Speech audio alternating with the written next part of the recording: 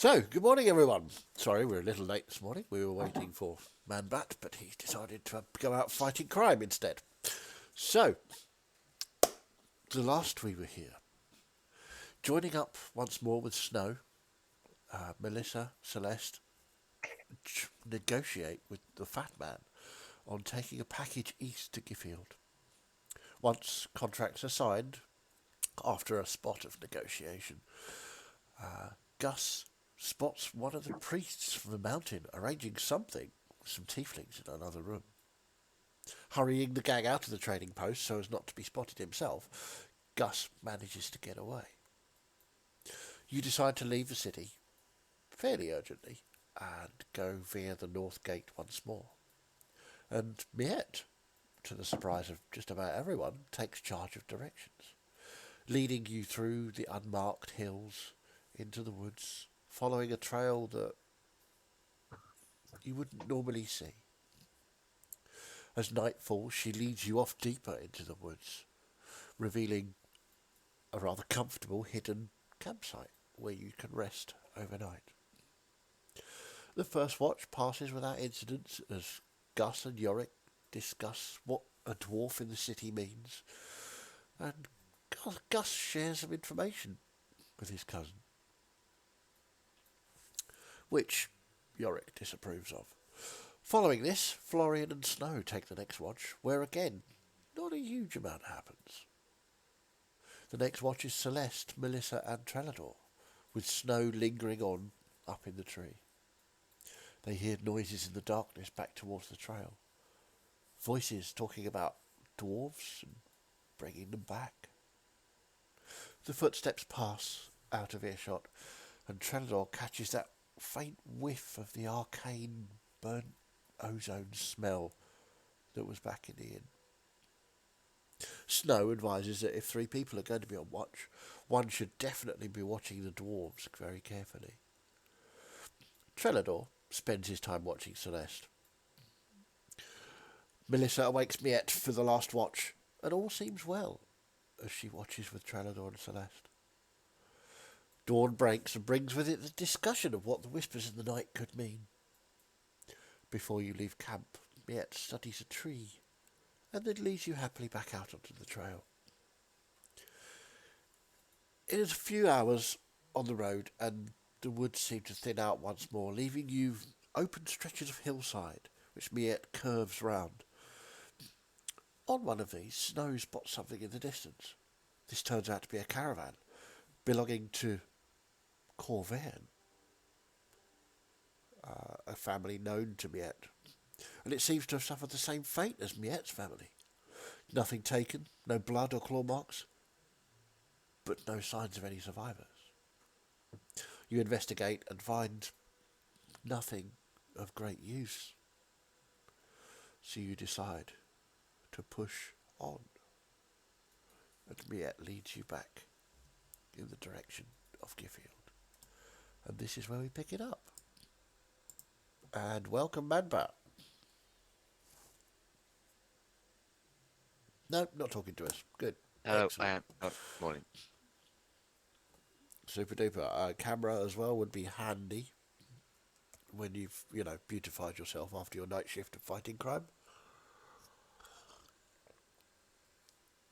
So, as you walk back towards the trail, Miette, leading your group of recently acquired friends, what would you all like to do? I think Miette is very much going to be dwelling on her own thoughts at the moment. Tail lashing behind her if she leads the way. Okay. So you push on round the hills, skirting the edge of the wood, sometimes dipping through the wood for no reason the others can see, but you know where the safe trails are. You walk on for an hour and a half, leaving the remains of that caravan behind.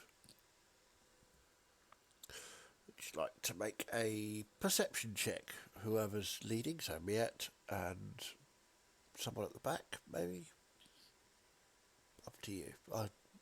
You've no fixed marching order, so whoever it is that wants to be 14. 14. Okay, lovely. I'll do one for Snow because he's normally ranging around. Sure.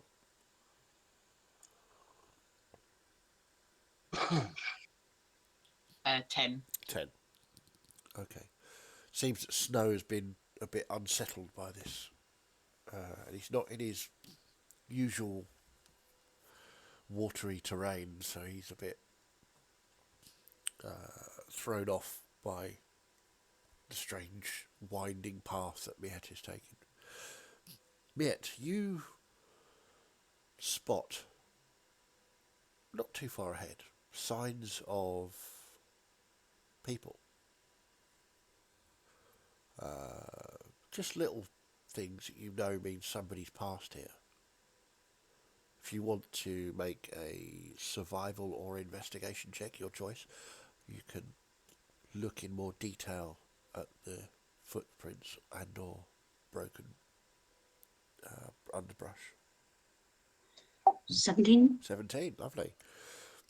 So you suspect it's 2 people on foot. They're probably tieflings from the shape of their footprints.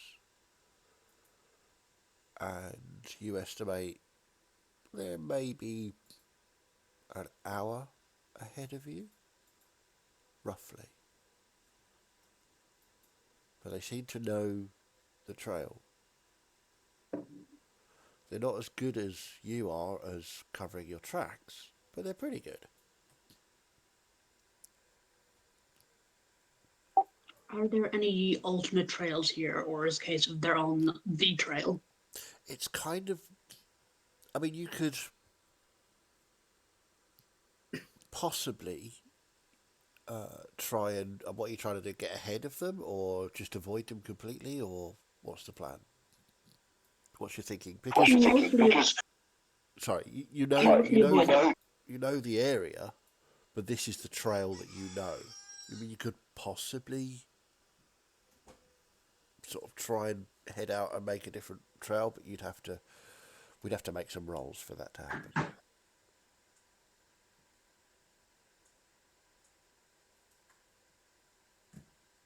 What would you like to do? I think I'm going to advise the party that there's someone ahead of us and not much chance of avoiding them. It could be the ones I overheard speaking last night about trying to find our dwarven friends. And if it is, we may have a fight ahead of us. But I suppose if we're going to do that, better we catch them by surprise than the other way round. Indeed. Maybe if we catch them, we can just explain that we don't want to go back. Yeah. I feel like well, I hope we can come to an amenable solution, but usually when money passes hands and reputations are at stake, they'll do whatever is necessary to bring back what they have been tasked with. Well, if they start attacking us, then, well, it's only self-defense. But I'd rather speak through it first. Of course. Exactly. That's what I'm saying. I just have experiences in this kind of thing, and they don't always work out very well. So I'm just trying to pre-warn you. That's good to know. I'm just saying I've never killed another person or humanoid or whatever, and I'm just trying to avoid that if possible. I don't blame you. So, what are you doing? What's your decision? Are you going to rush to catch them up, or are you going to try and head them off? What's the plan? I'm not going to rush to head them up, but I'm going to take lead in front of the party with Miet assisting and directing, just so that I'm the first person they see. Yet, You seem to know this path very well. Do you know if there's a place sort of coming up in the next few hours where we might want to engage them?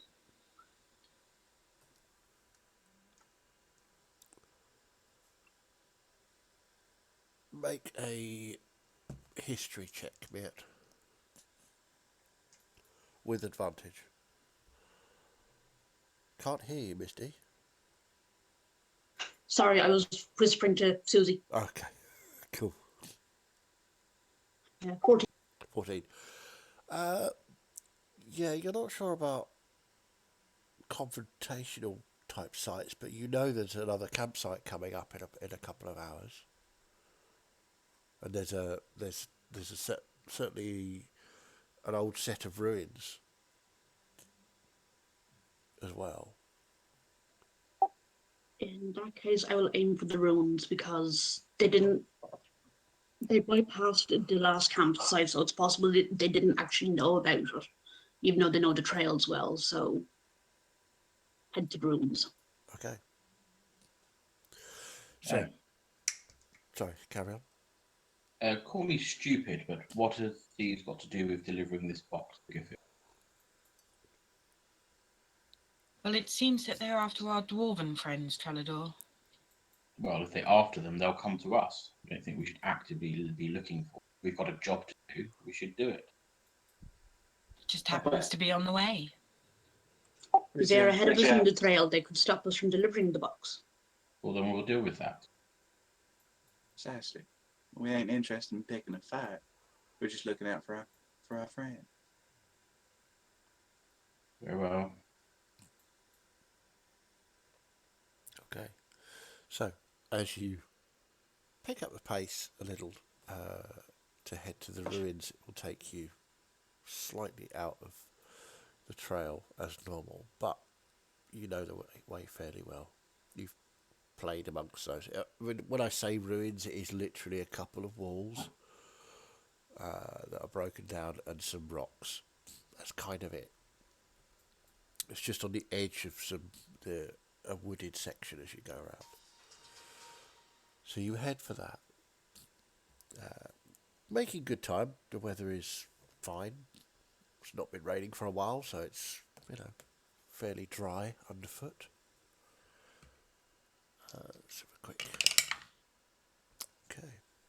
So, as the first wall of these ruins comes into view, you can see two figures walking along the edge of the tree line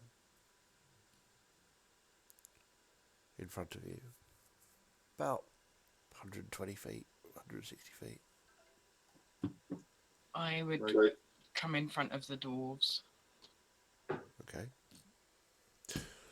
I'll tell you what. Should we take a little look, see what it's like? Ooh, battle map. Good idea. Battle map. Battle map. This battle map is brought to you by James. Well. Oh, hello. What's going on there? James Oh, Chaz. And the flooring by Nat. Maybe. Some of it, anyway. Maybe. Oh, if only I were awake, I'd be able to do this properly, would I? There we go. So, the order is Miette and Melissa at the front. Then we had you. That's what I know. You tell me what the order is, please. Where are the dwarves? Because I'm in front of them. Oh, we'll probably be in the middle somewhere. So everyone seems to be wanting to surround us at the moment. Yeah. Okay, so we'll put Snow right at the back. I'll say you can creep up a little towards this wall here. We'll have Trellador, some dwarves,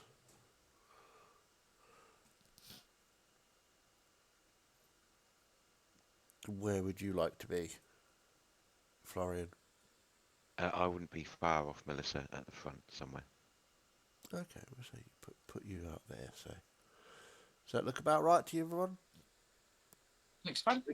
Yeah. Okay, let's just focus that so everybody can see it. There we go. That's better, isn't it? Okay, so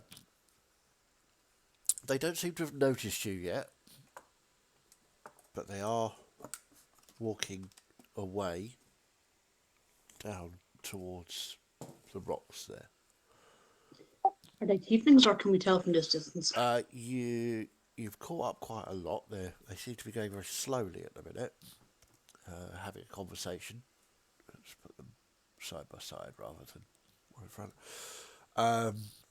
Yeah, they certainly look like tieflings. One has a large cloak on with a staff. The other one has a pair of swords. Can we hear the conversation? What they're having? Make a perception check. Oh, goodness. Me too. Non-natural 20. Same. 18.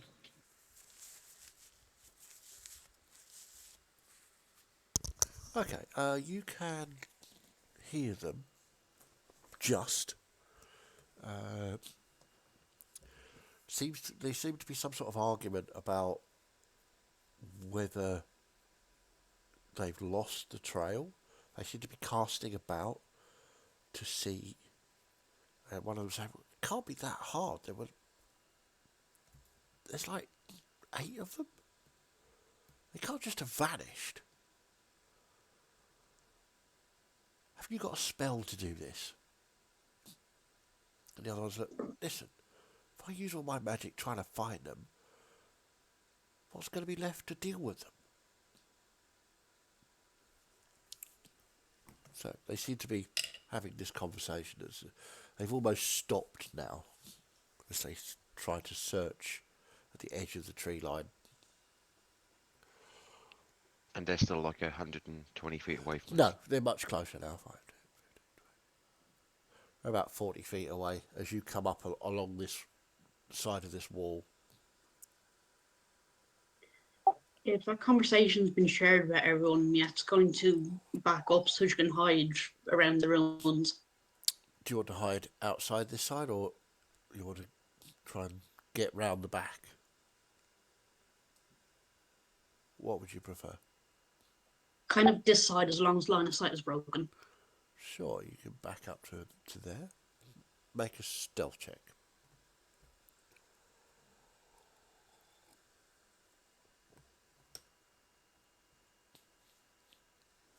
Twen- 21, yeah. As you see, as you share details of what they're saying, you see Miette just sort of crouch down and back up slowly, so she's got cover behind the wall. Anybody else want to do anything? What are we doing then? Can Snow move over to the other section of wall and hide behind that? Make a stealth check for him. I assume he wants to go around there. Oh dear. That was a natural 1. Oh, right. D beyond is not We are discovered. Oh, wow, that was horrible. Okay, so he gets to about here, and he's in direct line of sight with them when he kicks a stone, which ricochets off another stone and then bashes into the wall, making quite a loud movement, and he just freezes. And they both turn and see him, and then the rest of you. Full stop. Let's roll Is it- initiative. Is it me you're looking for? This is a good die. The last combat, Chaz, you rolled for me. You got me a natural 20, I believe. I did, yeah. Well, I'm keeping that run going. Awesome, well done. Okay, so let's go down. Celeste. 18. 18, nice. Trellador. 6. 6, ouch. Gus. 11. 11. Yorick. 21. 21. Nice. Florian. 17. Snow. 9. Ooh. Oh, he's going to love you. D&D Beyond, it's not me. Miette. 14. 14. And Melissa. 17. Nice. Okay. Oh, I rolled really badly. So, Yorick, you are up first with Celeste preparing. As these two figures turn round, first clocking Snow and then the rest of the party, apart from Miette, which they can't see. I'm gonna move up just so I'm sort of side next to Melissa Okay. at the front. Yeah, I'll just kind of go. Hello, is it Me. for us? As a is it, yeah, pretty. Oh, no. To do that, sort of just round the back. I'm just gonna cast Bless on well the front three there because those kind of the ones I can see. So me, Melissa, and Florian. Okay. You, as the cleric, you will have to remind people that they are blessed. Yeah, that is my duty.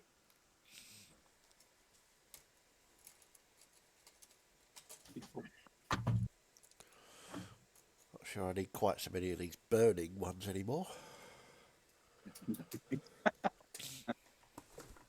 Okay, so they sort of look, and as you speak to them, they look and turn and go, "Ah, fantastic!" Is that your go, Yorick? Yeah. Okay, Celeste, you are up. With Florian preparing, please.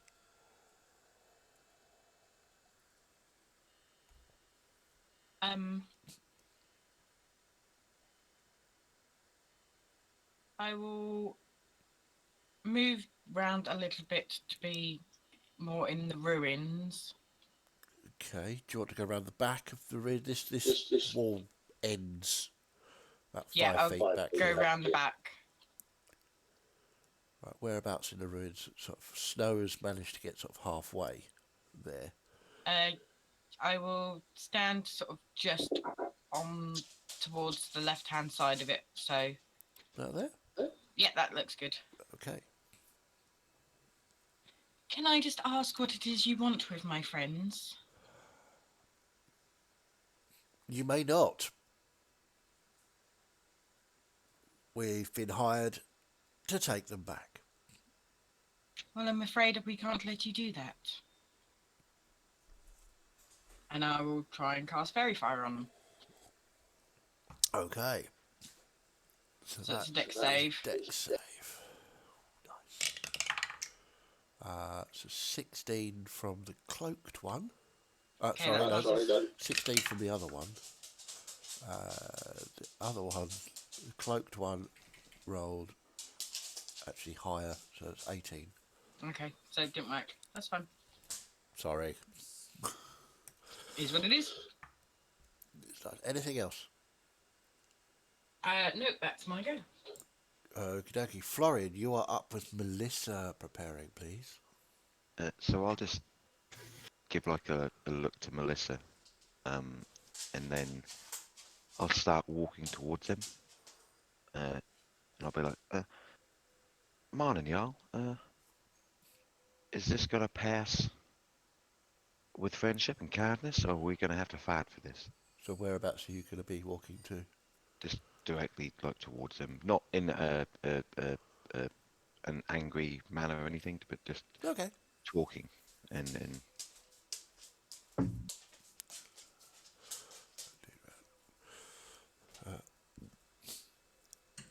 And they're like, we don't have a quarrel with you. Just step away from the dwarves and everything will be fine. see. I don't think that's something either of us can do, and I'll just stand there and I'm going to use my action to dodge. You're okay. All right. So they have disadvantage on melee attacks. Cool, cool. Anything else? Nope, that's everything. Okay. Melissa, you're up with Miette. I'm gonna Preparing.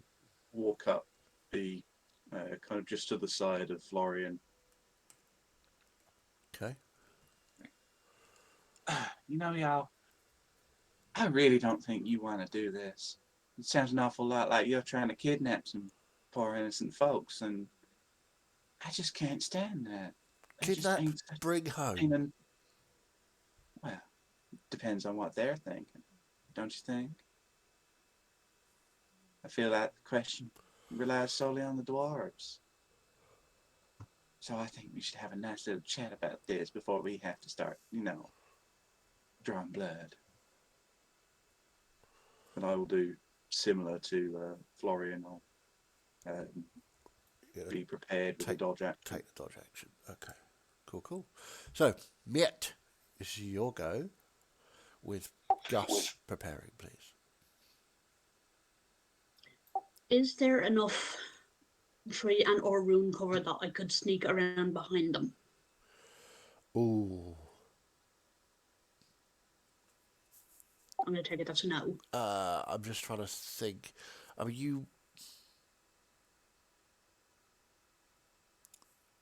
they are kind of distracted with looking at Florian and Melissa, and they have seen Yorick, and you're hidden currently. So you might. It depends on which way you want to go. Tell me where you want to go. What's your plan? And let's see if it's possible. So where I'm looking at the moment, there's some plastic trees on the map, so I'm Yep. thinking kind of skirting around that way, using the Okay. tree cover to get around behind them.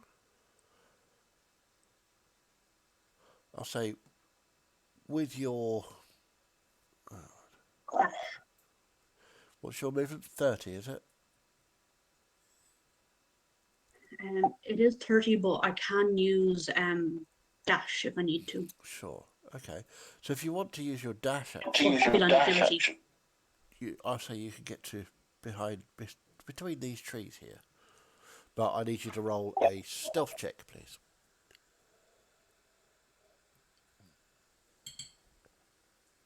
9. 9. Yeah, they've heard me.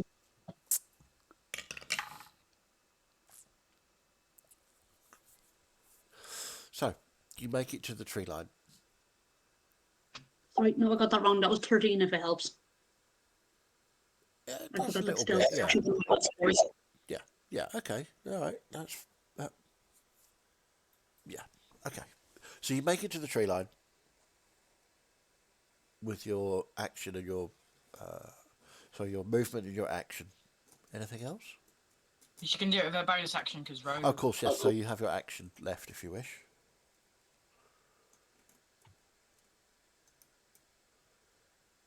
No, I think I will just wait until I can get into position behind them to be more Okay. threatening and stuff. Sure. Okie dokie. Gus, you're up with Snow preparing. I rolled really lowly. Lowly? Really low for these guys.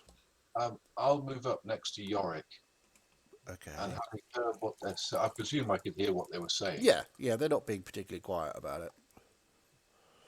We don't want to go home yet. We've got business to do. So just move along now, and that's it. Can't do that, I'm afraid. What do you mean you can't do that? Because, Contract's a contract. yeah, but if we don't want to go back, then you can't make us. I think we probably can. And I'll hold my action. So if they make any aggressive moves towards anyone, I'll shoot them in the face. Okay. Snow is now up with me preparing. Snow's going to. Oh, hello.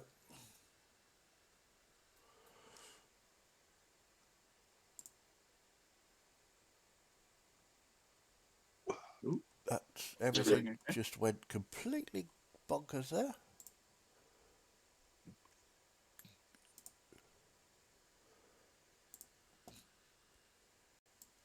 Right, that's better. Can you hear me again? Yep. We can hear you. Okay, let's put that back on. Put that back on. We can see you. Awesome. Same time there, Joe.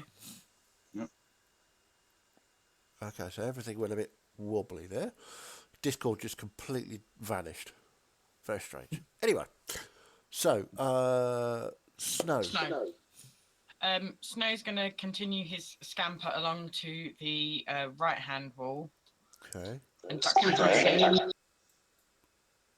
What? Duck Sorry? behind it and bonus action hide. Try to. Okay. So stealth check. Fingers crossed this goes better. Oh, that's better. 25. Okay. And then hold his action with his light crossbow. If they attack anybody, he's going to pop them. Okay. So the first one will go. And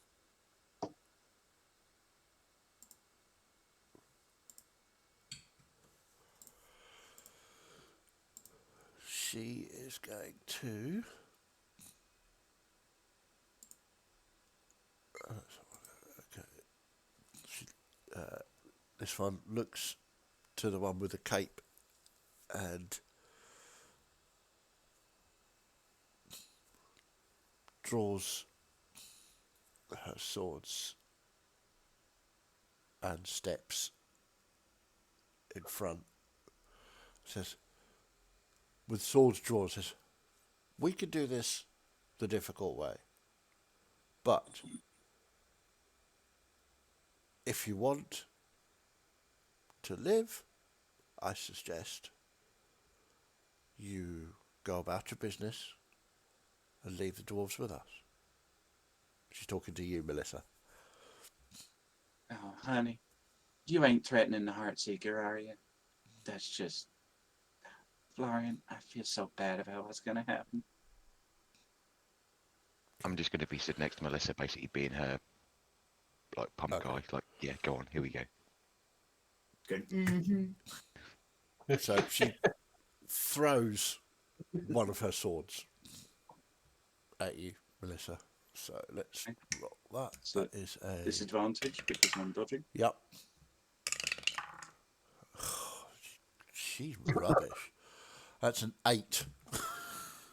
So all of I didn't those even have to move for that one, darling. all of those that were holding attack actions, so Snow!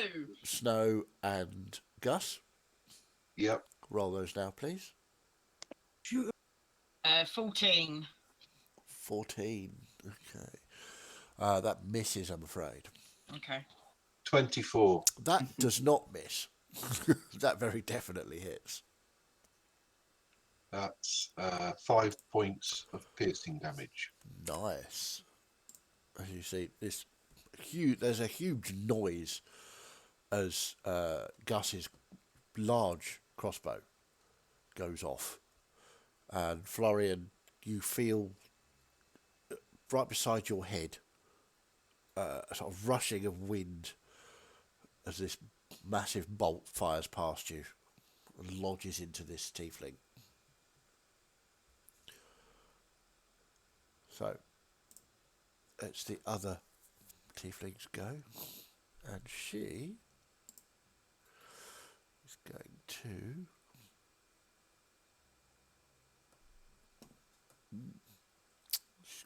She's gonna do...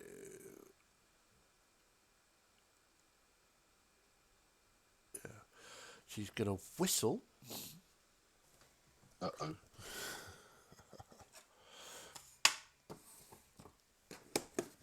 I should have got these out earlier. Sorry. Apologies.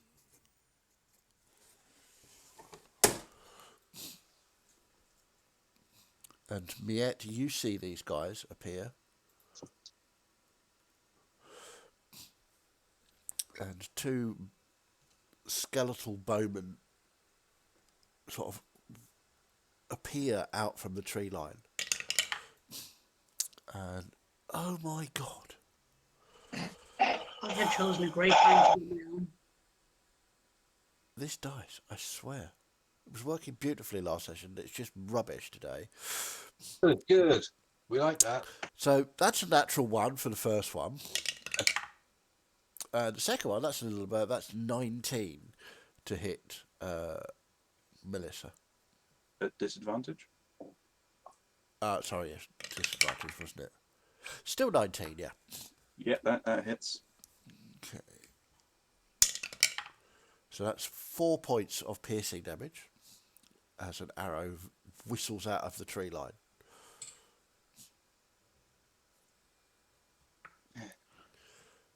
And the cloak tiefling says, well, once again, I urge you to go about your business. That's her go. No, honey. So Topper... No, No, sorry, honey. Trelador. Tis your go. Okay, I will use all my movement to move 30 feet in a straight line towards them. Towards So diagonally the tieflings. towards the two original ones. Okay. And then I'll say, I'm all about the difficult. And I'll face step behind the dude with the daggers. Bonus action. Okay. I'll hit him with my big fuck off axe. Roll for big fuck off axe. A stepping barbarian is terrifying. Oh. 19 to hit. That definitely hits. Pretty good. 11 points of damage. Ooh. Bludgeoning damage. Okay. That's all I can do. Okay. So, top of the round. Yorick, you're up with Celeste preparing, please. Well, if the fighting started now, then I'd best get involved. So I don't think I'm going to have the movement to get up to double-bladed person. No. Past Florian, but I'll get as far as I can. Okay, what have you? 25, yeah? 25, yeah. Oh, is that it? Yeah, sorry. Your little legs, you see. Why do you think Navix rode a wolf? And I will let's try a sacred flame. Sacred fail. Sacred fail. You gotta try it. You gotta try it. So it's a deck save. Deck save. Which one are you doing? The double-bladed person.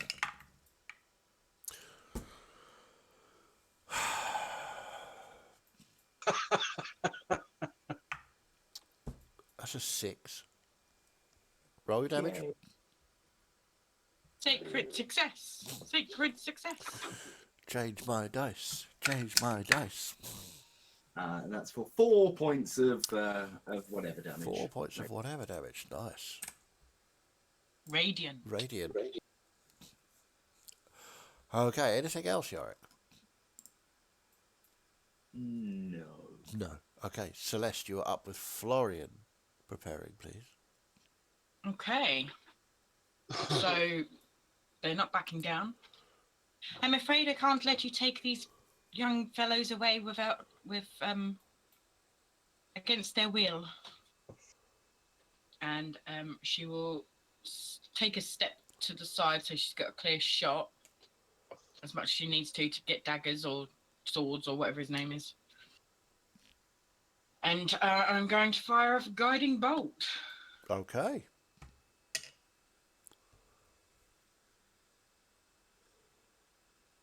$17 to hit. 17 just hits.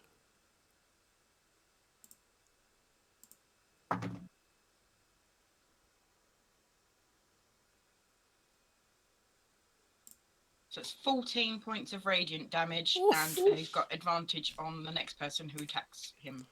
Aces. Okay. Good job. So, if that's your go, then Florian, you are up with Melissa preparing, please. Oh, come on now, gentlemen. This isn't very nice, is it? And I'm going to rush up to the bladed one in front of Trelador and go for a hit with the quarterstaff. Okie dokie, roll. So you got advantage and a d4. D4 bless. Nice. Thank you for the advantage, natural 20. Ooh, Whee! hello. Ding, ding, ding. Which one is he attacking? The One one eyed. that you attack. Yeah, he's stealing your Uh, kill.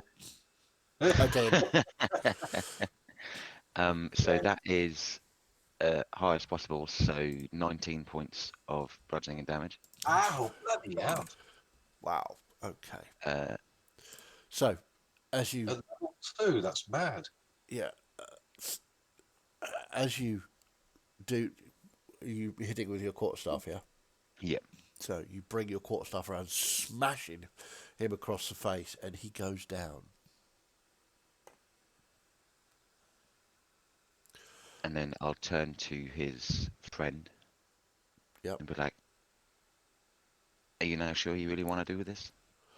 And as a bonus action, I'll go in for 2 pops. Okay.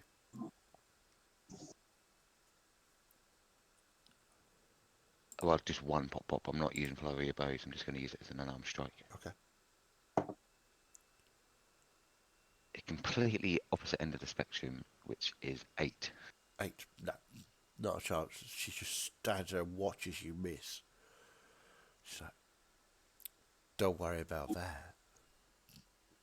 And as I'm right up to it, I will now use a key point and use patient defense. Okay. Bonus. Anything else? No, that's everything. That's movement, action, bonus action. So, Cool. Right.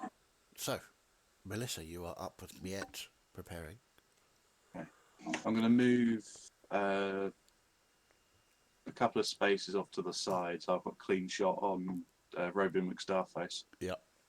I'm going to pull out an arrow, spin it in my fingers, and then kind of gently stab it into one of the heart tattoos on my chest, and Okay. bring it out alight with flame and load it up using my.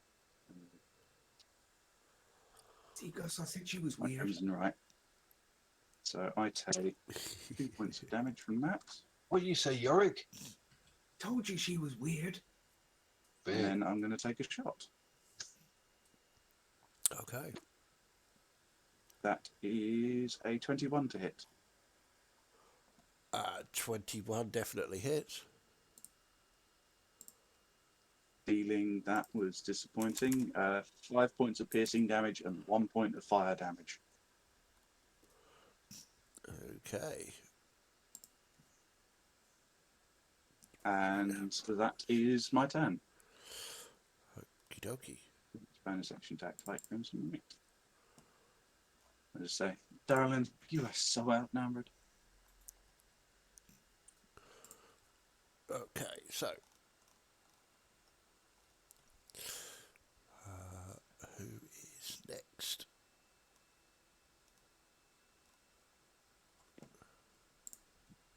Miette, you are up with Gus preparing, please.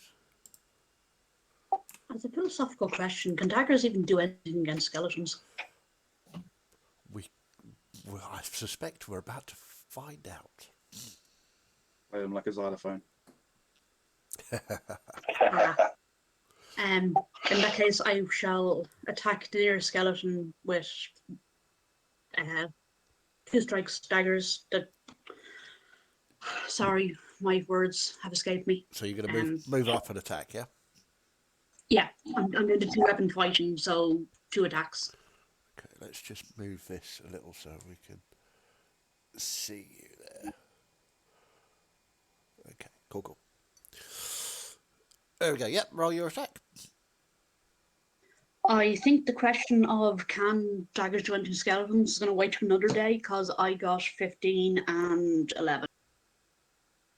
15 definitely hits. So roll your damage. 11 doesn't.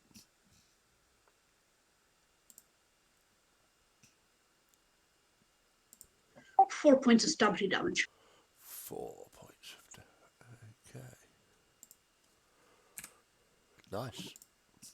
Okay, and your other strike goes wide, and this skeleton just its head just sort of doesn't turn naturally to see you, just snaps round to look at you. It's sort of dull green glow in its eyes. Funny. Anything else, or is that you? That's you. I think if they're archers, I'm safer not disengaging, so I'm just going to stay where I am. Okay. So, Gus, you're up with Snow preparing, please. Okay, can I, from where I am, can I get purple, dude? Purple dude. Well, she does have a Florian in front of her, so might Can be I safer to move. Yeah, can I move around sort of towards the ruins Sure. and then try and take a pot? Yeah, you could. Okay, If you go there, you've probably got a clean shot. right, thank you. I will do that then.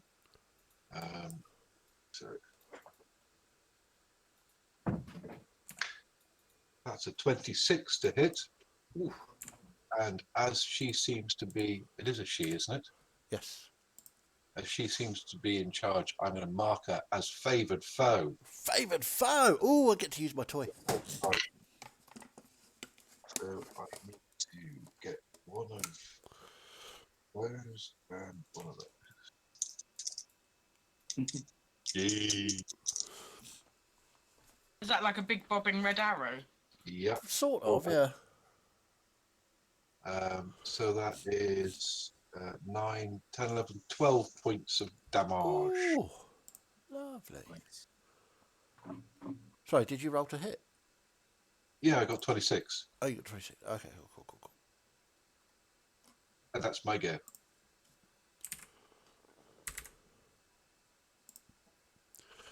Okay. So, Snow, you are up with me preparing. Even my skellies rolled low on initiative. I'm okay with that. Snow's gonna. Can he try and hop over the wall? I don't know how tall the wall is. It's roughly just a little bit. It shouldn't be a problem for Snow. Yeah, and scoot over to the pile of rocks. Sure, do you want to be on the rocks or? No, just sort of behind them. Okay, we can get behind them. And, well, just so you can still shoot at Miss Purpley. Sure. And then going to try another shot with the crossbow. Okay, roll. That's better. 21 to hit. Yep, 21 hits. I'm rolling manually now. You sure that's wise? Well, it hit. Uh-huh.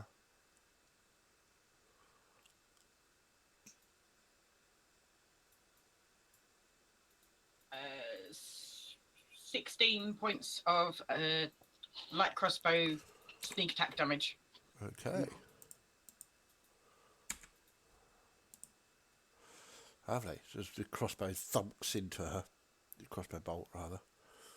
She's And then he's going to duck down and hide. okay.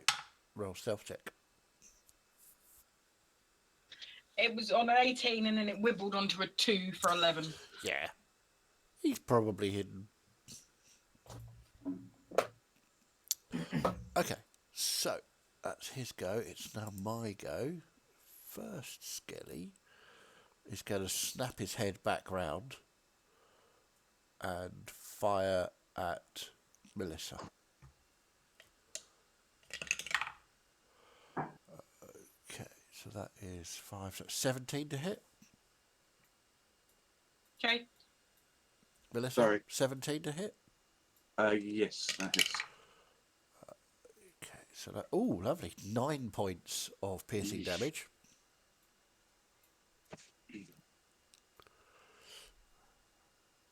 Just. Oh, he's got 2 attacks. Oh, that's cool. So then he'll go for Celeste. Which is a 9 to hit. I'm guessing that doesn't hit. That does not hit. Thought not. Okay, so that's his go. The other one, which is slightly further ahead, is going to move and go for attack Florian, which is a 16 to hit. At disadvantage. At disadvantage. which is still a 16 to hit because I rolled higher. Yeah, that's my armor class. Okay, that's 7 points of piercing damage. Ow. And the second attack will be on to Trenador, which is an 18 to hit. Hits. And that is 5 points of damage.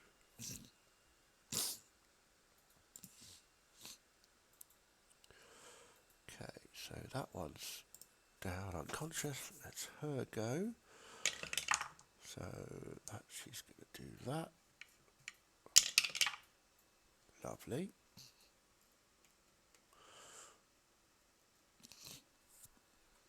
Okay. As you see, she casts something, and a sort of white sparkly light hits her companion who's lying on the floor. And then she will swing her staff. Where are you? There we go. Against Florian, which is a 13 to hit, which I'm guessing doesn't hit. No, it doesn't. Okay, that's her go. So, Trelador, you are up with Yorick preparing. I'm going to look at Florian and just go, I don't need anybody's help. And energy sort of crackles off your shoulders and he'll rage. Okay. Rage, baby. And then he'll recklessly attack Purple. Ooh. Natural 20. Wow. Okay. Please be good, please be good. Ooh, that's not bad. 11, 22. 25 plus the rage, 27 points of damage. Ow! Christ. I rolled 11 on a d12. Wow.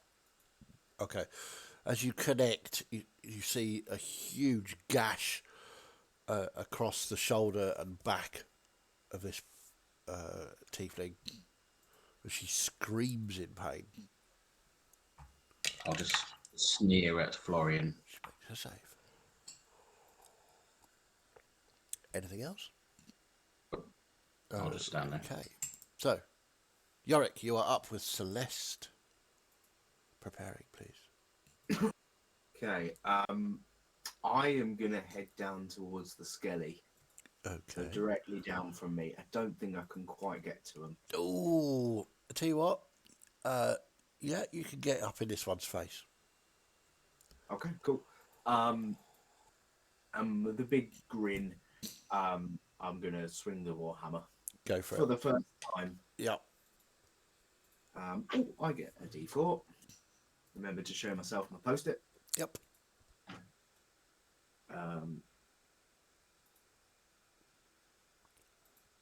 11, 17, 18 to hit. Skellies, yep. That definitely hits. And a d8. Which is 5 plus 4 for 9 points of bludgeoning damage. Nice. So as you bring your hammer down on its straight on top of its head, you see as the spine just concertinas down and it shatters into pieces. You see that, Gus? That was great. See what? You're behind a tree. And that's my go. Okay. So, Celeste, you're up with Florian preparing, please. Okay, so Celeste sort of closes her eyes momentarily, and then when she opens them, everything around her starts to sort of darken until little points of light start appearing on her. And I'm going to use my bonus action to activate my starry form. Ooh. So little points of starry light start winking into existence where Celeste used to be, and a starry chalice constellation appears across her body. And then she's going to walk up to Melissa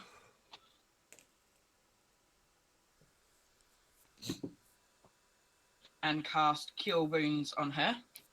Okay. And the chalice will also I can use it to, when I cast a healing spell, it will heal somebody else within 30 feet. So the other healing will go to Florian. Okay. Fucking 1 on a D8. Ooh. Son of a.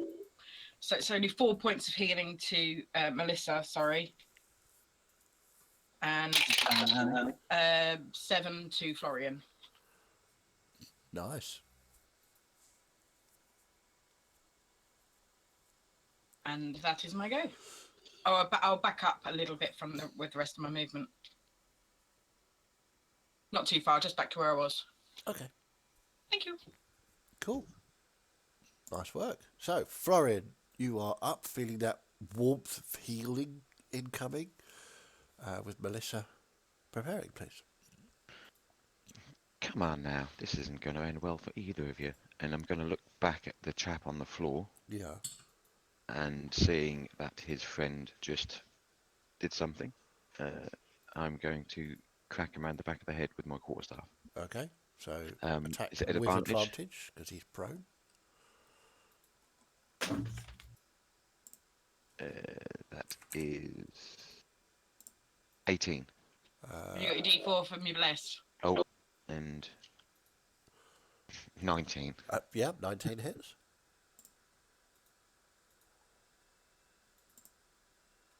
I'm used to being that cleric, so I notice. And that's 8 points of damage. 8 points of damage. Okay. And he grunts as your staff connects with the back of his head. And then just look at his friend and go, we really don't want to do this. And then punch him in the face. Okay. Clearly, you don't want to do it. No, clearly. Your words belie your actions. Yes. Oh, and before 17, 19 again. So that's on the cloaked one, yeah? Yep, on the one we're still standing. Okay. Yep, that hits. That is... Oh, max damage, so 7 points of damage. Nice. And yeah, I'll just stay there. Okay. Melissa, you are up with Miette preparing, please. Okay. Still quite wounded. I'm going to move back to be next to Celeste. Okay. And I'm going to kind of take it another arrow and say, Carolyn, you made me get blood all over my favorite coat. I'm just disappointed in you. And I'm going to take a shot at the Go for one it. that's still standing. Natural 20. Blimey, go for it. Another D4, another D8. You get a bit annoyed about her coat, didn't you? Yeah, apparently so. God, it would help if I could roll well on the D8s. Don't mess with Melissa's cloak, is what we're getting here. Yep. 8 points of piercing damage. Ooh. And 5 points of fire damage. Okay. She is looking rough now. Oh, I gotta make that. I should have made one earlier. Yeah, that's fine. Okay. I'm just going to kind of take cover there to hopefully avoid the skeleton shots. When you say take cover, what are you gonna do? I don't have any actions. I'm just kind of staying there. Staying there. Okay. Yeah.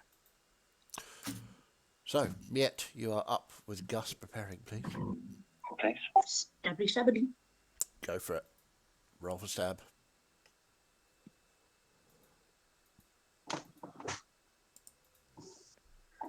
Nine and 22. 22 hits, the 9 does not. Roll your damage.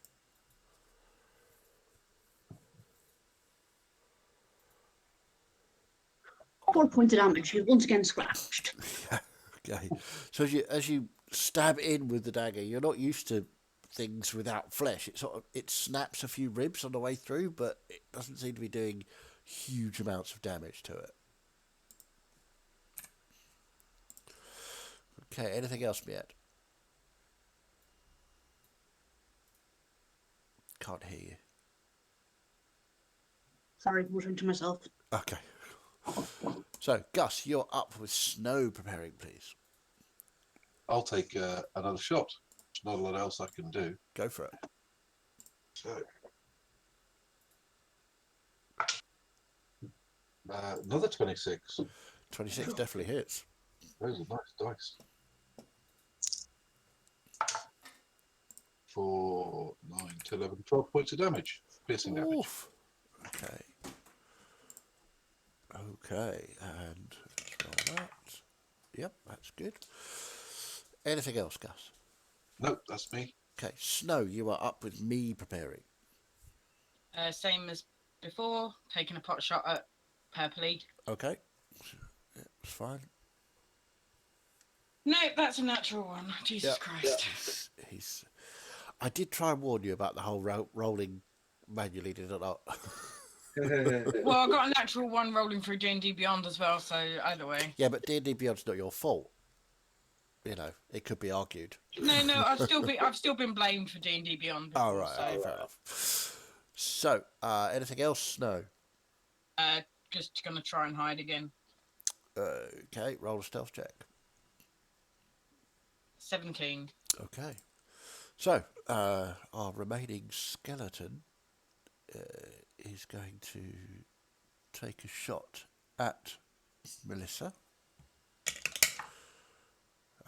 which is a 15. Yeah, that hits. Ooh.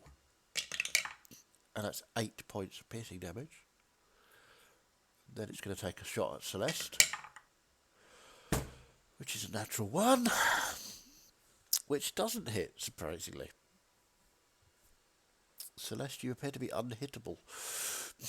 Well, I am just stars at this point. This is in the shape true. of a chalice, so. Yeah. That's his go. That one's a big pile of skeletal bones. This one is going to get up. And he's going to take a swipe at Florian. Oh, natural 20! I got a roll. Yes. Okay, so what we got here? Okay. Ooh, so that's 10, 12 points of piercing damage with his short sword. Big ouchie.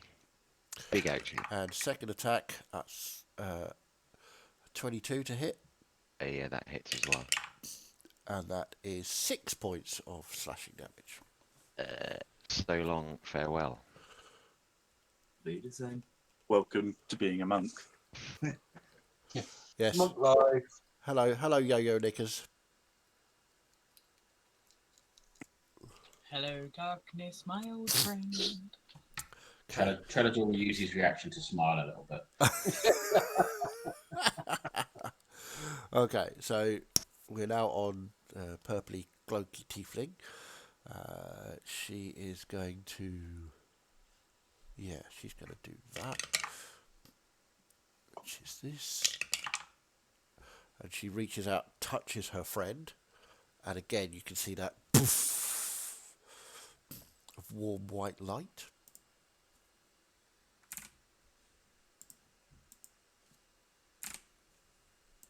As it envelops both of them.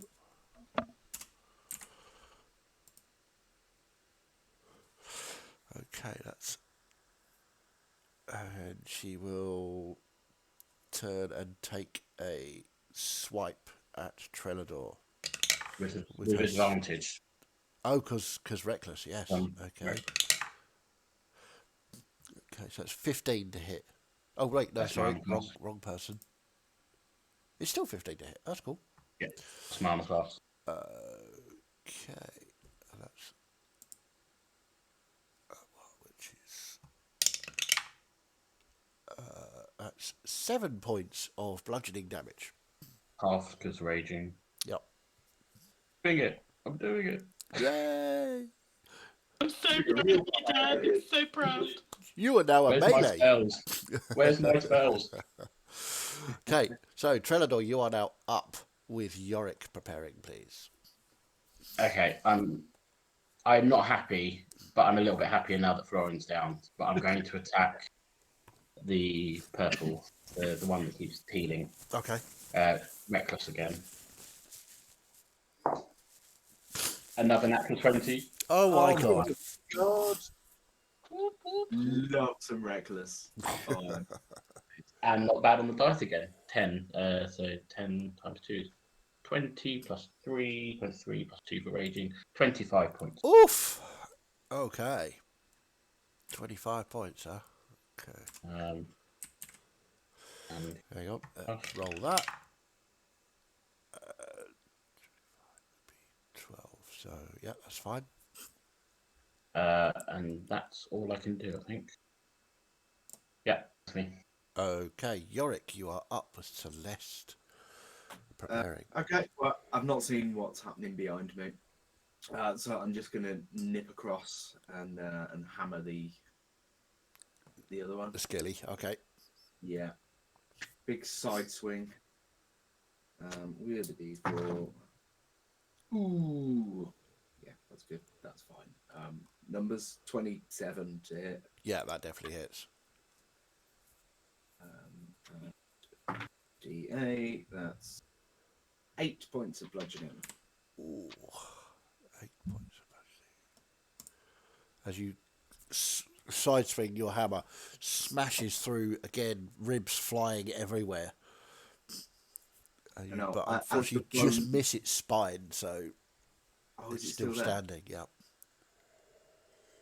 I'll just sort of peer around it and go, "You right?"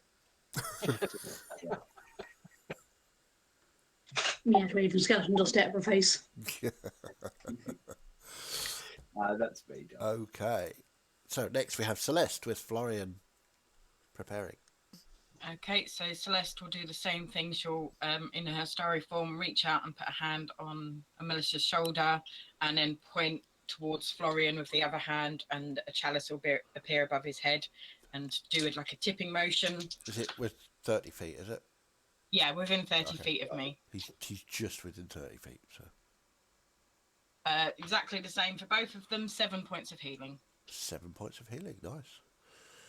All right, Florian, again, that warm feeling you got before. And Melissa as well. Anything else, Celeste? I suggest you stop this now. And some of the stars will glow brighter. Okay. And that's her go. Okay. Florian, you are up with Melissa preparing, please. So I'll kind of turn around on the floor a bit groggy, stand up, use half my movement to get up. They really didn't train me for this down at the at the temple, and turn around and go for a smack on purple, the one which seems to be healing. Just Okay. say obviously not. D4. Okay. D4. Don't forget your D4. Don't forget your D4.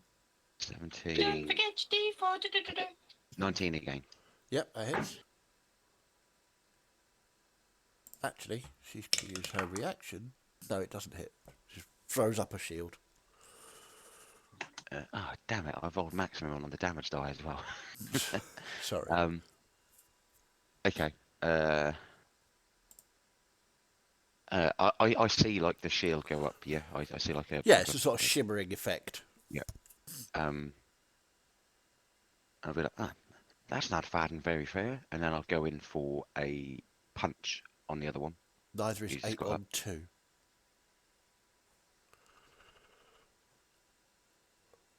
He's on 4. Technically 3. What?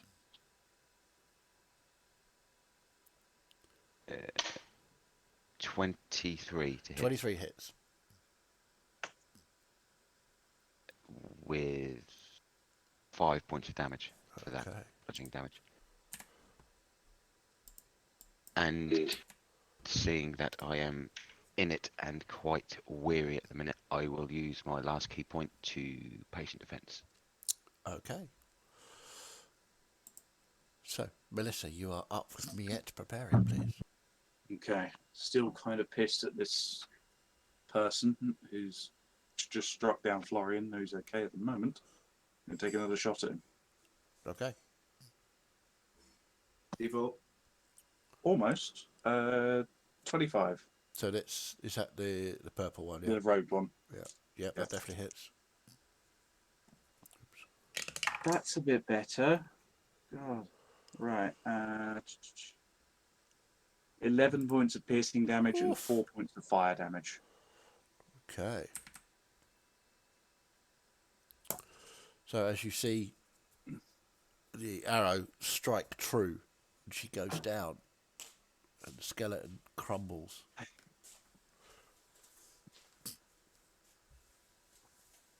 I'm just going to look to the other one that's fighting, and just say, "You can fight on to your death, but I suggest you start running, honey."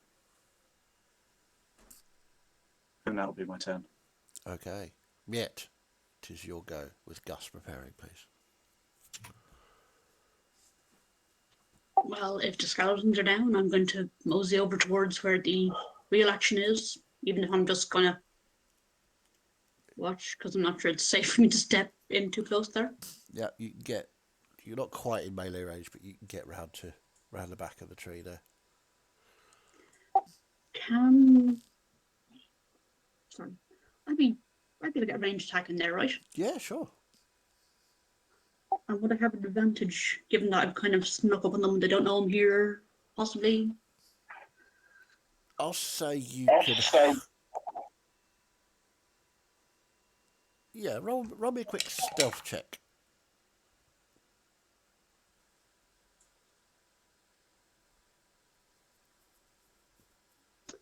$24. Yeah, for sure. Yeah, you can have advantage on that one.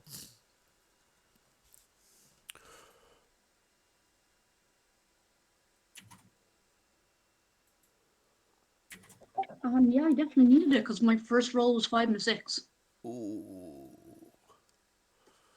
So my second rolls were 23 and 16. So, yeah, both of those actually hit. Roll your damage. Sorry, why are you rolling? Ranged attack is what? What are you using for your ranged attack? My dagger? You're throwing 2 daggers. All right, sorry, yeah. Okay, yep, go ahead. I'm technically carrying 3 daggers for some reason. Okay, that's cool. Yep, roll your damage for your thrown daggers.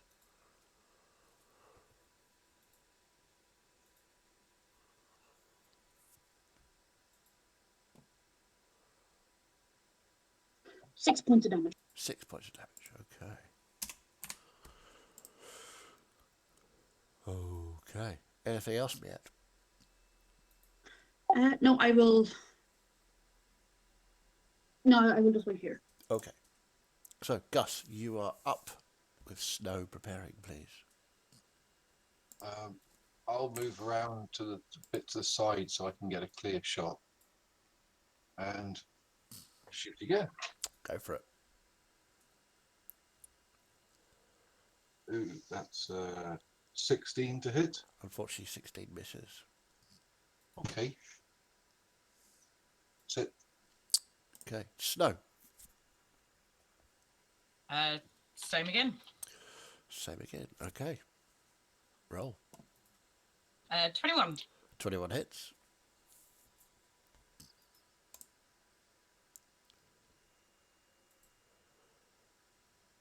Ho ho! I rolled an 8 on the 8, a 6 on the 6. What? An 8 on the 8 and a 6 on the 6. Yeah, because he gets a D8 for the crossbow, D6 for sneak attack.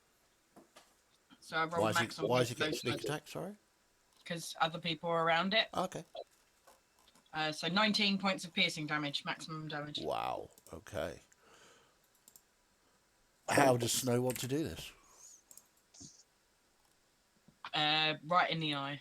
Right in the eye. Okay. So you see as this shot crossbow bolt appears, poof, out of nowhere, Florian. You didn't even feel it pass you. Straight into its left eye. And bloop, it's down. I'll give a look to Chelador and kind of give that quizzical. I'll just Gonna go. be angry with them now? I'll just scoff and walk off. Okay, so we are out of initiative. Sorry, that sunlight makes the map difficult to see, doesn't it? Mm. Somebody should have said. I was sitting here thinking, gosh, that's some awfully strong shortly after afternoon sun. Yeah. I'm gonna head over to the main group in the middle. Wait, I'm gonna unfocus you first. There we go. Sorry, sorry about it. You don't want to focus me.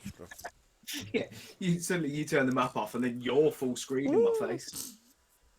I need that. Yeah, I'm gonna head over to the main group. As I say, can we?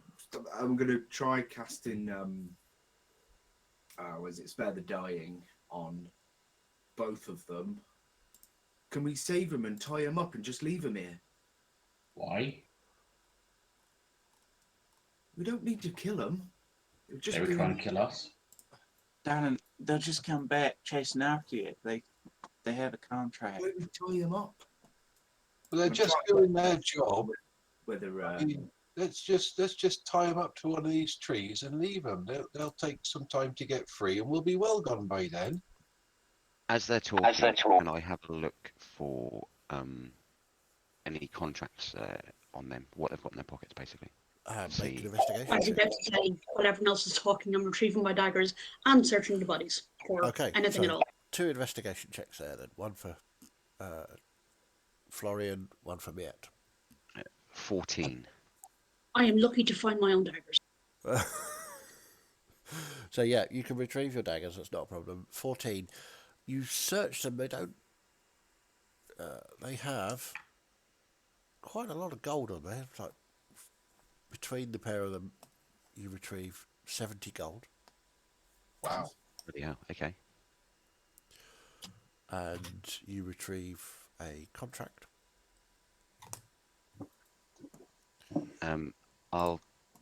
As I pick it up, I'll just quickly kind of skim over the contract, looking for names. And loopholes. Do you read Infernal? Language are common in Infernal. Okay. So, yep, you can see. Hang on, I need that bit of information. That's so annoying.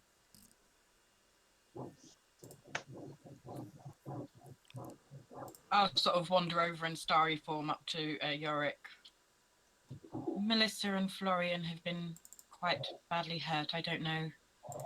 Some of them, either of them might require a little bit more healing. I'm afraid I'm tapped. Yeah, right. Have I managed to stabilize anyone? Yeah, you can, if you want to cast Spare the Dying, you can certainly do it on both of those. They Cool. appear One to of be them- breathing. They are still unconscious. Yeah, that's the idea.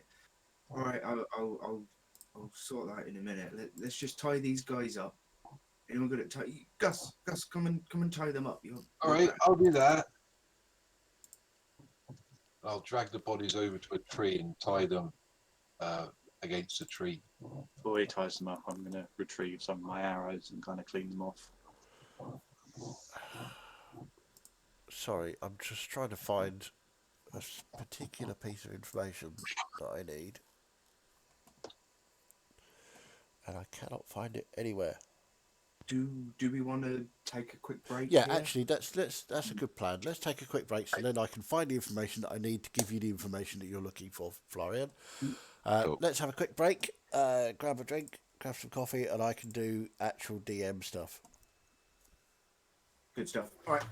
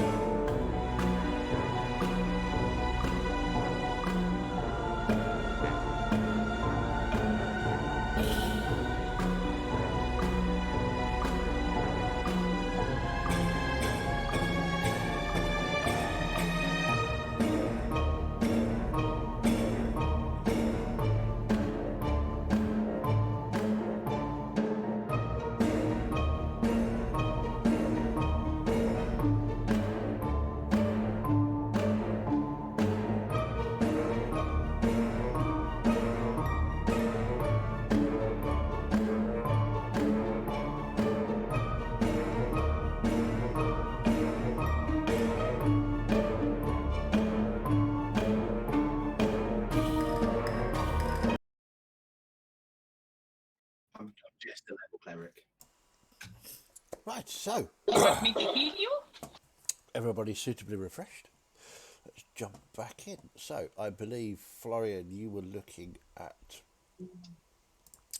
some information on a contract. Mhm. The contract basically, as you scan through it really quickly, it's between somebody called Handras and the parties Torm and Sor. So Torm and Sor. Handras is doing the hiring. Torm and Sor are doing the bringing back of the dwarves known as Fergus and Yorick. I'll read that out loud to the Yeah, party they are with the names. they are to be delivered to Handras at the trading post in exchange for a 50 gold finder's fee up front and 150 gold on delivery. They are to be alive. Looks like you two were a little bit popular back at the trading post. Do we recognise the name Hamdras? Is that someone we would have known of? I mean, Not just Handras, recognising him, but will we know the name? you would know is definitely a dwarven name that you've heard before. Right. Okay. Let's have a little look. I mean,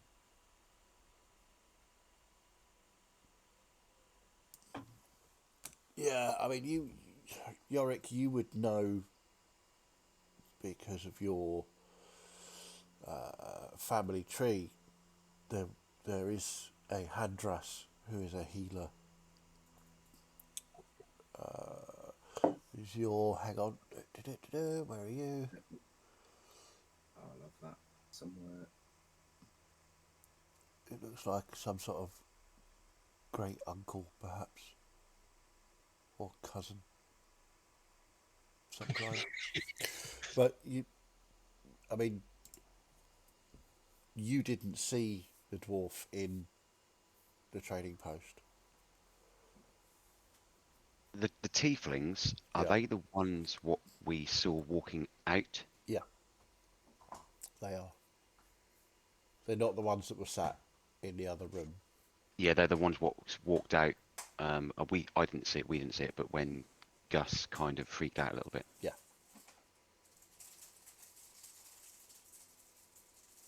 It's It says Handras. That's our uncle, Gus. But well, if it's my uncle, I would have recognised him as my No, uncle. no, it's not. It's Isn't it?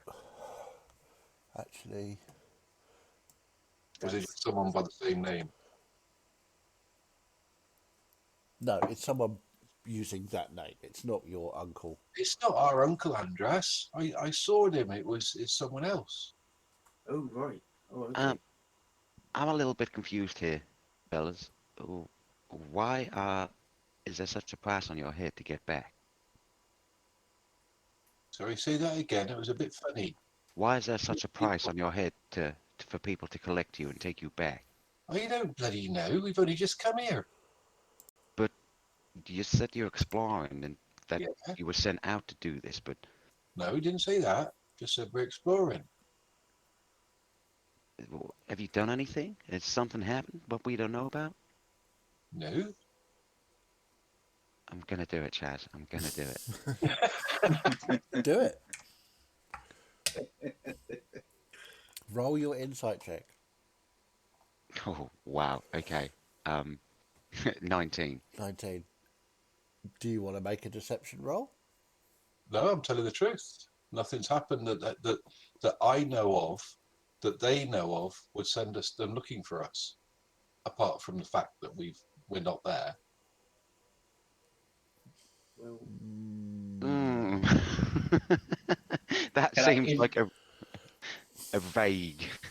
Well, see, no one knows apart from me and now Yorick what I've got in my backpack. Yeah, I'll say that while he seems hesitant. He's genuinely bewildered as to why anybody would be looking to pay a reward for Yeah, him. what? I Okay, mean, cool. it's like I don't understand why some dwarf would come down and pay people 200 gold to try and find us. I mean, we're not important apart from we are quite important, but we're just normal dwarves, just from a good family. But that's not our family. I'd suppose that perhaps they just want to keep hiding up in the mountains. They don't want y'all telling other people about. Because, dwarves ain't exactly common down here. I mean, used to the first two dwarves I ever seen. We're not supposed to leave the mountains, are we? Well, I suppose we're not really supposed to leave the mountains, but why would they go to such lengths to get us back? We're only two small dwarves. I mean, we've got very impressive beards, but that's not good enough reason, is it? Have you done something to upset anybody? No, Taken something you shouldn't have? no. No. Well, I ain't exactly a fan of people stopping people from doing what they want to do. So if No, any more of those folks come trying to steal y'all away, then we'll happily keep y'all safe. Let's just say we're on our gap year. I admit the thought of someone trying to take anybody away by force against their will fills me with revulsion. It's definitely not nice, but I think what Melissa just said, it's good that we're all together and we'll definitely protect you as far as we can. That's nice of you, thank you. But we were taught that to take someone's life is a very, very serious thing. So you should never do it unless you absolutely have to. And so that's why we didn't want to kill these people, because they were just doing their job. They weren't. It was not evil or malicious. They were just. So Dwarves all work for each other. They don't go and hurt each other. yeah. Unfortunately, I find that the world is not a fair place. Sometimes you have to take a life, preserve your own. Well, if it's like that, then that's okay, because if someone's attacking you and is going to kill you, then yes, sometimes you have to. But these two aren't going to kill us now because they're unconscious, so we can just tie them up and leave them. Doesn't mean that they won't try again. I know, but if we got their contract now, maybe they won't do it. I don't think it's quite as simple as that, but Yeah, I know you're just role playing Snow at the minute now, but I'll be like, Florian will be like, what does happen if the contract gets lost or something happens to it? Does it just end, or is it still like a verbal agreement? Right. Snow would know that it doesn't matter if the contract is lost, because there will be a copy. verbal agreement. There will be a copy with the other party, so the dwarf has a copy, and there will be a copy lodged in the trading post with the master of contracts. So any disputes can go to him, because obviously, if you've got a copy of the contract each, and there's a copy lodged with the contracts master, there's no dispute. Yeah. Okay. One side said, "Well, you promised this much," the other side, and you could forge your contract, but the copies that will be with the contracts master will tell you what's what. I am fully aware, and I love the fact that you don't want to kill anybody without it being necessary, but 200 gold and what they brought to the party, it seems like everything else can get a lot worse if they want to send more people after you two. Yeah, I'm mad as suspicious. I'm just going to kind of wander up to the one that was cloaked. Yeah. And just kind of check them for any holy symbols, any kind of magical artifacts or Okay, make an tools they might investigation have check. on them, mostly because of the skeletons. Make an investigation check. I was tying them up to a tree, by the way, as well. I don't know if you heard that. Yep, Yeah, I did hit that. 18. 18. The one with the cloak, she has a number of different pouches with magical components. Uh-huh. She has a small focus, a small wooden carved piece about yay high. Since it appears to be in the shape of a sort of twisted piece of wood that ends in a curve. It's a very strange thing. It's almost like a curved hook, but it's made out of wood, and the carving is makes it look as though it's twisted and warped. Any similarities to symbols I've seen in Dar?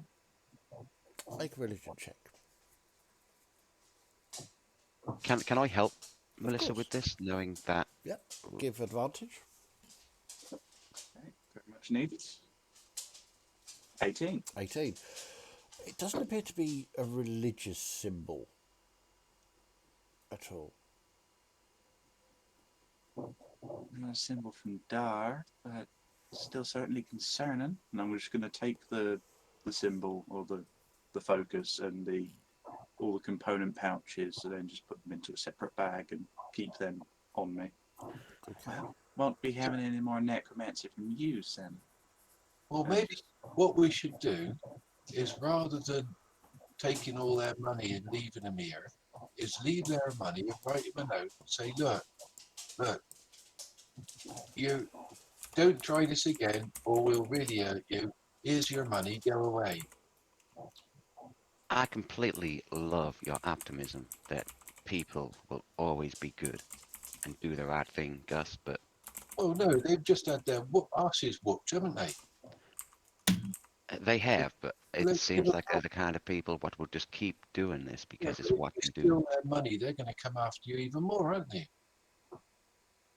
We could end this now, and Trellitor's has got both hand axes, flicking them both up, looking at them both. But that would be a bad thing to do, wouldn't it? It I wouldn't be say, nice. I ain't particularly interested in ending lives myself, though necromancy does concern me. But what I would say is we disarm them a little. Without any weapons, they'll have to go re-earn their fortune. They'll definitely won't stand much of a chance against us if they can't fight. We could And we leave them actually here. disarm them. And if they're unlucky, they'll run into the same old beasties that got the caravan we saw earlier. Well, let's think about it, right? If we take all of their spell stuff and their weapons, and we leave them a note saying, "We've left you alive this time, but if you do it again, then we will kill you." And we just tell them to go back and tell whoever hired us, Handgrass, that we don't want to go back. I'm trying to think how to phrase this, Chaz. But so I've learned Infernal. It was one of the things I wanted to do. So from Tieflings and everything. Does it seem like they've been selected specifically as Tieflings to find us with what they do, or are they just kind of like mercenaries picking up a contract? You have no idea. How would you know? What skill can you bring to the table to give you that information? I'm quite happy for you to Yeah, know it was. that if you I was can tell more. me how I you was would more find that going. out. I was more going for reading through sort of like Tiefling history and stuff like that. Of if there has been like selected groups which are like hired hunters, not just sort of like parcel deliverers or anything like that. From what you've read about tieflings, no, this is. I mean, some tieflings turn out to be bounty hunters. Others do other things. It's the same with any sort of species. Yeah. Okay, cool. So nothing which has been like Nothing there's a strikes group. you as organised, Yeah. Okay. Cool. other than the fact that they've accepted this contract. Yeah. What concerns me is the fact that 2 tieflings thought that they could take on a party of 8 of us and be successful. Well, I was mainly concerned about that necromancy with those skeletons. And to be fair, I'm Wow, still pretty wounded. They could hit bloody they damn sound hard. dead. Are you still hurt? Are you look? Yorick, I learned this, and I'm going to go over to him, put my hand on him, and cast Cure Wounds. Oh, Gus, that's great. That saves me from doing it. Is this where you roll 0 hit points? Did you ask for consent there, Gus? I rolled a 3 for 2. Thank you. Awesome. Whatever we're going to do, You rolled a let's 4 do for it and get 3. on. James, And it do comes it. up, it takes you 1 off automatically. I did. I rolled a 4, and you got 3. Perfect. Sorry. Sorry, Treladar, what were you saying? Whatever you're going to do, let's get on and do it. I want to get back on the road. Yeah, they're all tied up. Let's write them a note. Can I'll you write write it in that funny language? I'll try and write in common, but we'll see. Well, no, I was talking to the ones who could read it. Oh, Aye.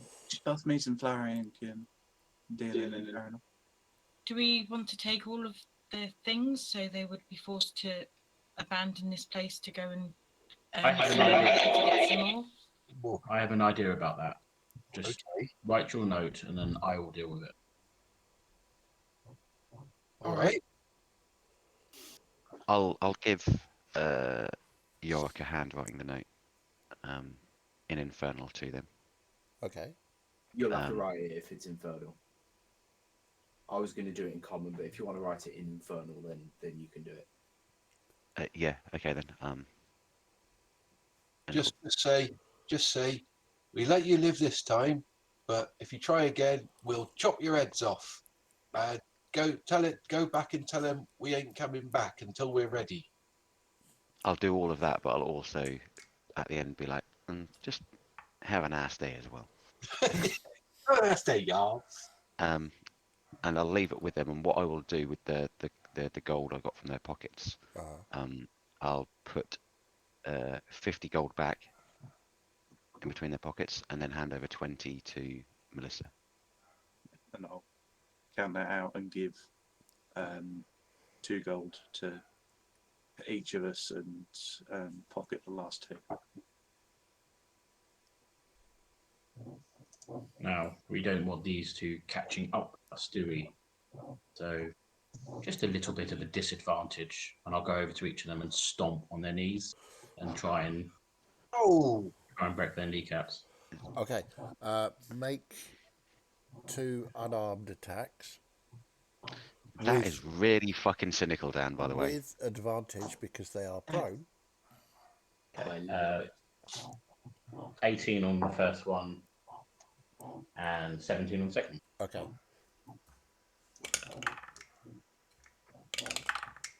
Yeah. Okay. Roll the damage, please. It's just 4 Okay.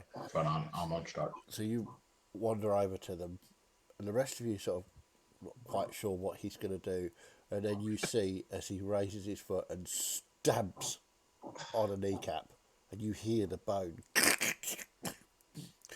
Ow! And the first tiefling wakes and screams, and as that happens, he turns and smashes down on the other one, and the same noise happens. And again, the screams of these 2 tieflings as they come fully to consciousness, and are just sort of, Wah! I'll just go. Oh, Shall we be going? Celeste walks over to one of the walls to steady herself and retches. That was not very nice, Trelador. That was horrible. They're not very nice people, and they won't catch us up now. Anyway, come on, let's get going. I'll wander over to Celeste and kind of help her a bit. I, Okay. I'll just be walking off. Whether they're following or not, it's up to them. I'm a bit worried about him, Yorick. He's a bit, you Oh, know. that was a bit gruesome, wasn't it? Can we have Good some idea. inspiration for that one, please, Dan? That was I'm sat here going, completely where did he think unnecessary. of That was that? fantastic. Good What work. is an inspiration, a reroll, or Yeah, something? yeah. Any There's a bit to D20. there's a bit to mark on the character sheet. Yeah. Yeah. As I'm kind of helping Celeste, I'll kind of turn to Flora and say, "You keep an eye on him. I ain't fully convinced he ain't heartless. Let's get Yeah. away from here." Mia, are you all good to pick up the trail again and lead us the way? Yes, that's no problem. Okay, so Oh, hang on, sorry. I thought of a question earlier on, just never remembered it. Really strange, but I'm going to kneel down to both of them on the floor, and I'm going to smell them. Do I smell the the arcana, the magic of when the you are beasties turn up? so creepy. I know. At least when I do it, I try to be subtle about it. So you kneel next to these screaming in pain tieflings. Make a perception check. You don't smell of arcana. Oh, by the way, can you hear the sawing in the background? Yes. Yeah, okay, I'll go and push to talk then. 14. 14. You don't smell that sort of burnt ozone arcane smell on them at all. You smell sweat, blood, and yeah, they are not in a good way. possibly a bit of urine right now. Florian, come along. Sorry? I want to know who's soaring. I was just checking, but they don't smell of that magic Leave, stuff leave what them to Mia their had. fate. Oh, gross. And I'll get up and continue following. Okay. So I'm gonna walk up aside Florian just as we're leaving. Do you need a little bit more help? I'm not looking too bad at the minute, but if anything else happens, I could be in a bit of trouble. Right, okay.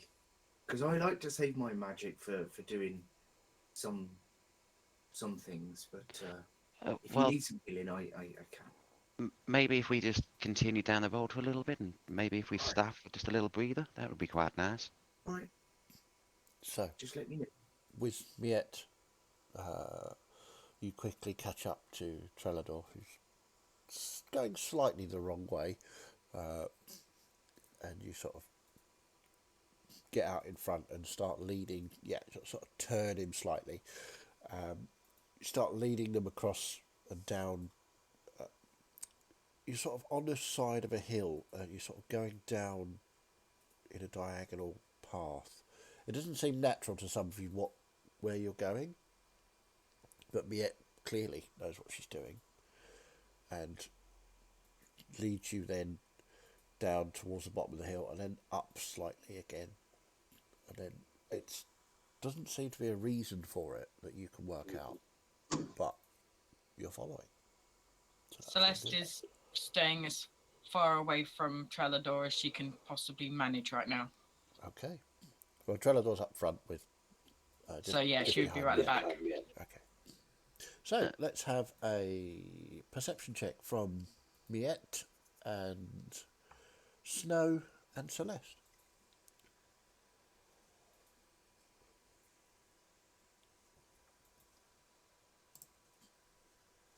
Uh, 8 from Celeste. She's obviously still grossed out, and from Snow, 18. 18. Okay. And Miette? 6. 6. Okay. As you walk along, Snow pops back to the group every now and again and just says, "The screams appear to have stopped." Whether that's a good thing or not, I don't know.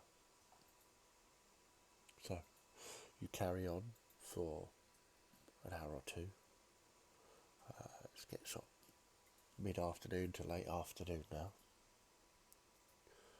You've probably got, you can see over the way you're going, you can see that there are more wooded areas that you're heading towards between hills. You're sort of heading down into a valley now. Mia, is there somewhere we can just stop for a bit of respite? Something to eat and then carry on? I imagine there's campsites coming up I know of. Yeah, you can see where you are at the minute. There's, yeah, you're about an hour and a half away from the next campsite that you know about. Yeah, so I shall relay this to Trellador. Nope, not Trellador. Florian, sorry. Okay, so you're pushing on for that hour and a half? Oh yeah, Okay. yeah. So you push on and you get to another wooded area, and Mia again pausing just to look at some of the trees around, and then dodges off to the left. And you all follow. And again, it's one of those strange winding little paths. Actually, make... Who's got the highest passive here? Let's have a look. Mine's 15. Anybody got a passive over 17? Shouldn't. No. Okay. Yeah. You have? Yeah. Okay. Yeah. You can see as Miet's walking along, she stops every now and again just to sort of put a hand on a tree. Sorry. No, I don't. I was looking at the wrong thing. Oh, okay, cool. All right. So yeah, you get off a sort of random path that she's taking, and again it opens out into one of these big open campsites that is just in a slight dip, so that it's a complete surprise when you come onto it. It's completely hidden from the outside. And we're talking, what, 6:30, 7 o'clock now? I know that Mia's quite good of covering our tracks with the way she walks and where we go. Does it look like the campsite's been used recently? Or does it look... Make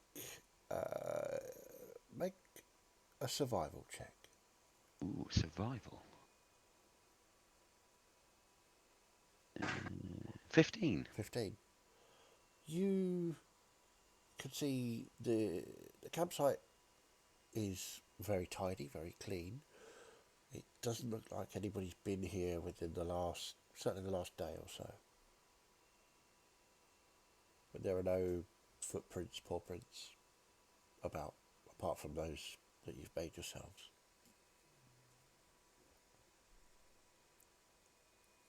I'm going to sit myself down and just kind of check on my wounds, make sure they're healing okay. Okay. And then once I've done that, I'm going to then kind of turn and just look at Trellador. Trellador's going to sit down, get out his axe, and have like a sharpening stone and just block everyone out and just sharpen the axe. Trellador, I think me and you needs a word.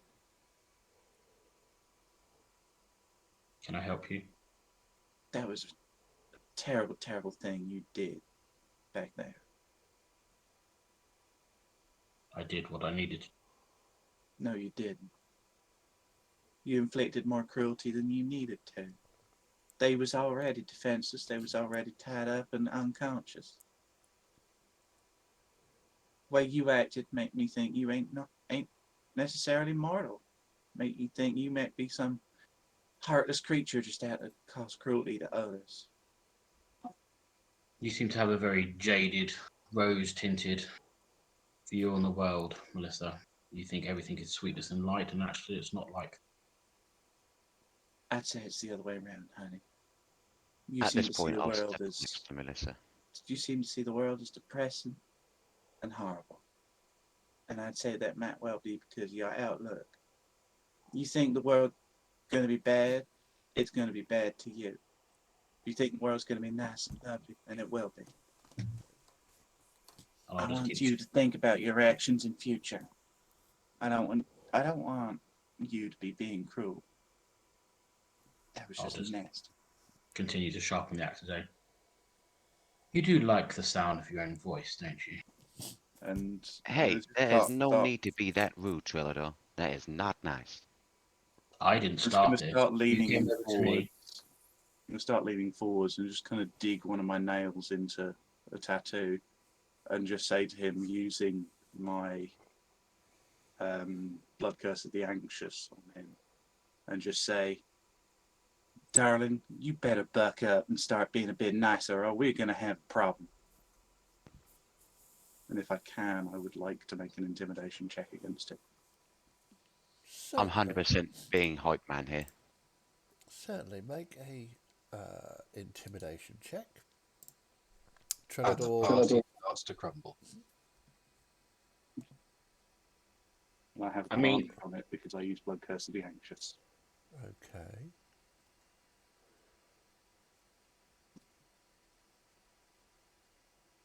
$22. 22. I'm gonna say, Trillador, can you make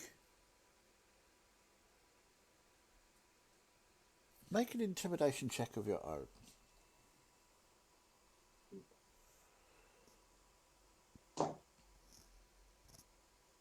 Good, but not good enough. 19. 19.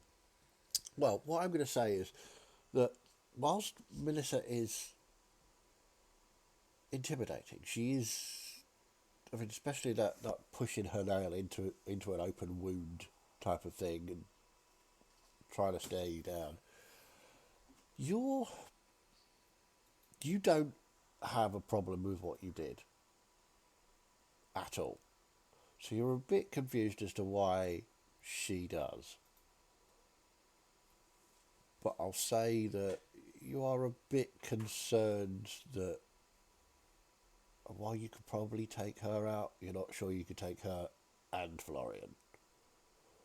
So I'll leave it up to you as to what you say next, but just bear that in mind. I'll just continue sharpening the axe and go, you seem to be bleeding. Maybe one of the healers can help you out there.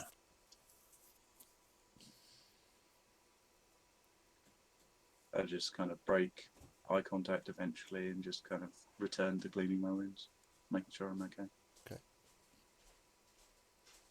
But it's still light out. I'm going to check for messages now rather than Okay. wait until the morning. Okay, make your investigation check. With advantage because you know where the messages will be left. 16. 16. This camp doesn't look to have been used for a while. At least a few months. You're not sure why. I mean, not all camps are used all the time, so perhaps nobody needed to use this one for a while. But there's no urgent messages, there's nothing. There's some old stuff that's been scratched out, but nothing particularly. I've just remembered you broke my friend who was watching on Tuesday night when you did that for the first time. He asked me Wednesday morning, he was like, how did she know to go up to that specific tree to find the secret message left? Magics. Because she does. I'm assuming we're going to stop here for the night as it's quite late and we need a bit of rest. It would make more sense to rest now. Okay, so Come on, you're right. Let's go find some wood. I'm just going to have a little look around and pick up a little stone, a little pebble Okay. or something. Sure. Then I'm going to go, hey Gus, catch! And I'm just going to throw it at his chest. Okay. Make a ranged attack. I rolled a 3. So whatever that gets added to that, probably not going to do much. No. In that case, I'd say I catch the stone. Yep. and I'll say, "Yorick, catch!" and I'll throw it straight back at him. Okay, again, make a ranged attack. You're better at throwing than me. Can't hear you, James. Push the chalk. Push chalk, James. What would I use for that? Just my normal ranged attack. Yeah, but don't add any. Well, you can add your strength modifier to it. So roll a d20 plus your strength. Okay. Wouldn't it be dex? Because it's It'll be- ranged. Yeah, Sure, why not? Let's do dex then. that's a 13. 13. Your armor class is? Quite a bit higher than that. Okay. Are you going to I'm attempt? trying. It'll just get through my Okay. hands and just So, yeah. bounce off. You can do a dex check to see if you can catch it. If not, it's just going to smack against your armor. That one I rolled a 2 on. So, yeah. You go, "Whoa," and it's boom! It bounces off your armor. It doesn't do any damage, it just bounces off your armor. Right, I'll get you next time. So the rest of you watch as these two dwarfs start throwing stones at each other. That's just a good smile. Celeste isn't paying attention. She's, again, sitting as far away from Trallador as she can, just sort of staring up at the sky. Okay. When we're far enough away, it's sort of in the edge of the wood, just picking up sticks. That was a bit weird, wasn't it, Yorick? You know, those blokes after us and being paid all that money, and you know how these people treasure their money, don't they? No. And then what? That knee stuff, that was horrible. Why horrible? I mean, it was a good idea. I'll give him that, but Well, yeah, I mean, tactically it was quite a good idea, but it was still bloody horrible.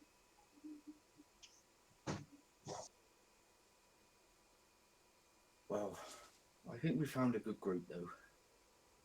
Well, they're standing up for us, that's good, but I've got my concerns about a couple of them. But I think we just need to stay close together, don't we? Yeah.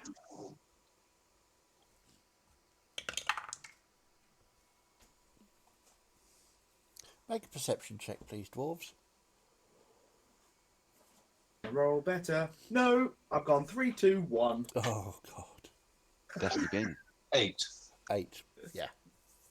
Everything's fine. It's never good when the DM says everything is fine. Well, you guys, you finding some firewood, you're having a chat, you know, just generally tripping each other up, that sort of stuff. Yeah, well, we've got an armload of wood. We'll head back towards the camp so we could get some fire going. So, the dwarves bring back a bunch of firewood. They look to be unharmed from their shenanigans earlier, throwing things at each other. Is there anything anybody would like to do?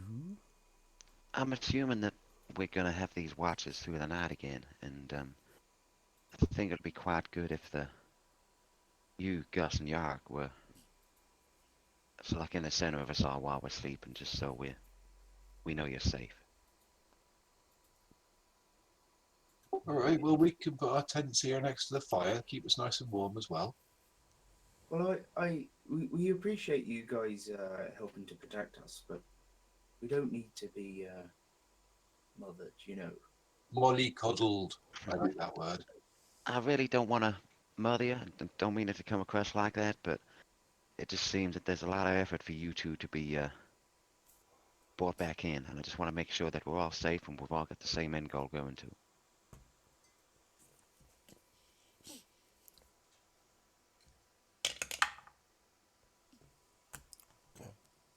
So, as you prepare your evening meal and your tents, those of you that have them,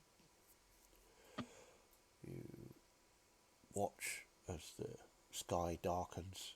You can see there's a sort of clearing where you are, so you've got a view of the sky and the stars. And it's a warm evening. There's a gentle breeze. And Miet and Snow both smell that arcane burnt ozone smell just on the edge of your senses. There's that whiff of dark, unpleasant, burnt magic.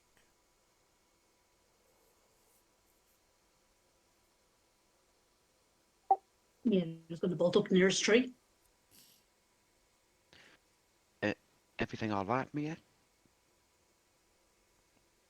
There are things there on the air. I'll give a sniff to see if I can smell it. Make a perception check. Anyone that wants to can make a perception check. You get over a 16, 8. let me know. 17. Natural 20 for 17, 25. 20. It's below 16. Okay, so Celeste, Trenador, you both pick up on this. That same burnt ozone, arcane magic kind of darks. It's really difficult to describe. Sort of a dark, bitter smell. Can I tell where it's coming from with my natural 20? It's coming. Well, the breeze is coming from the south, and it's being carried by the breeze. There's no sort of. You don't think it's near. You think it's being carried from somewhere.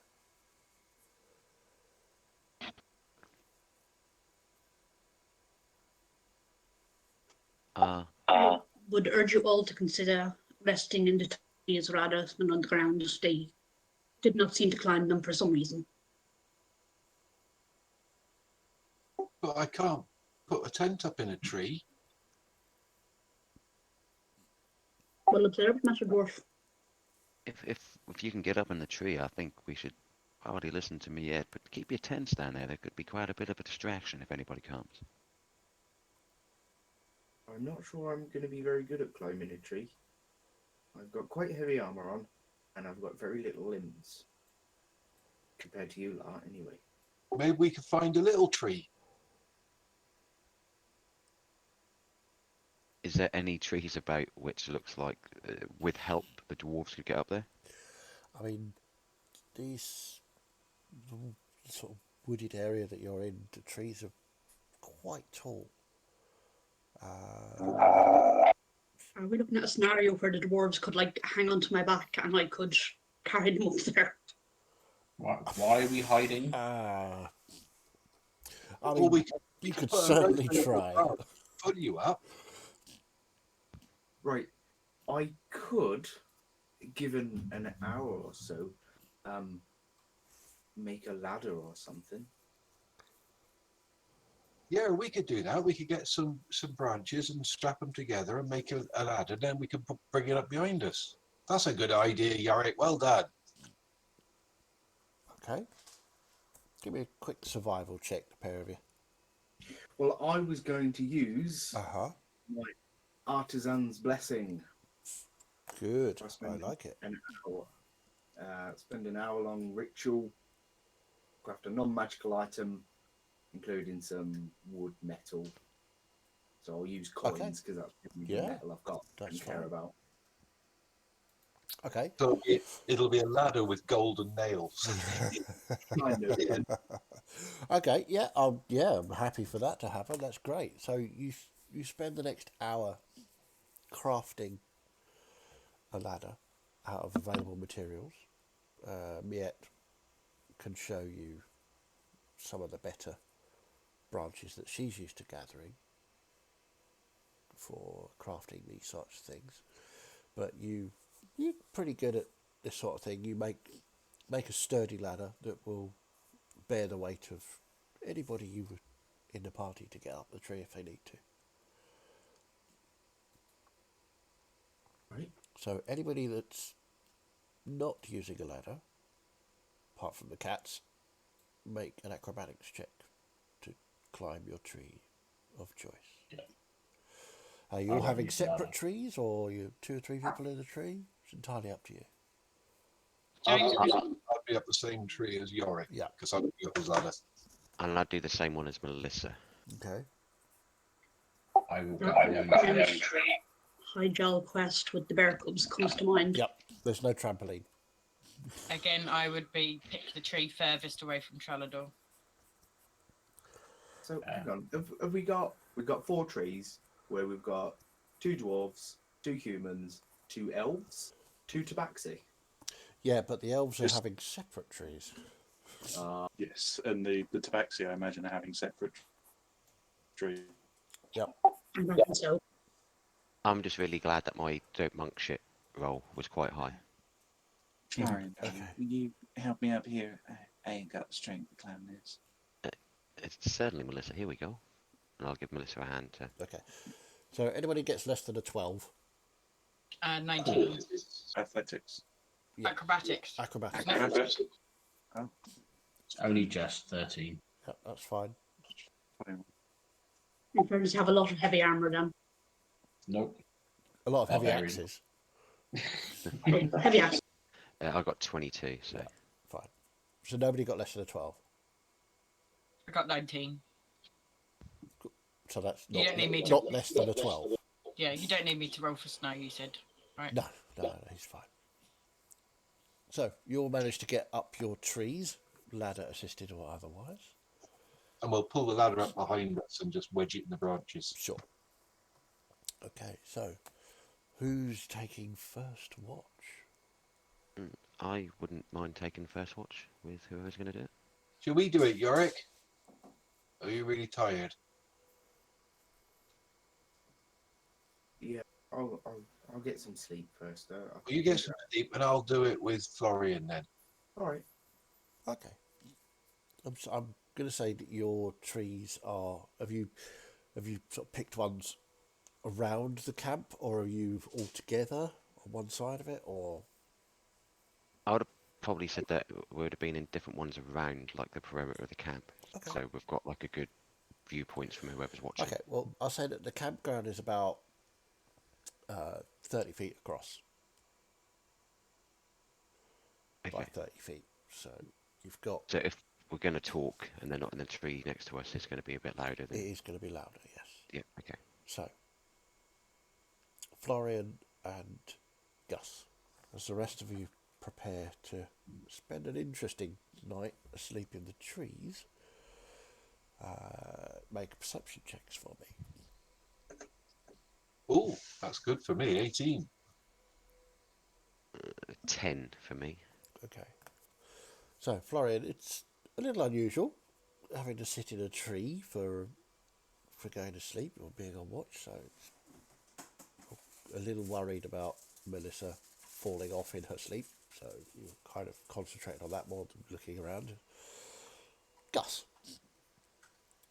sitting there thinking about the events of the day, you can see everybody go to sleep.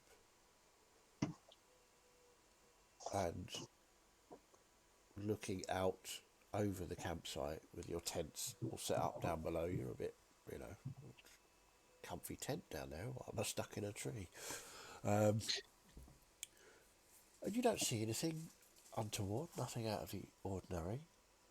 Everything seems to be quietening down. The nighttime insects are buzzing about. But in general, everything seems quiet. Okay. And across the way is Florian. You can see he sort of gives you a wave.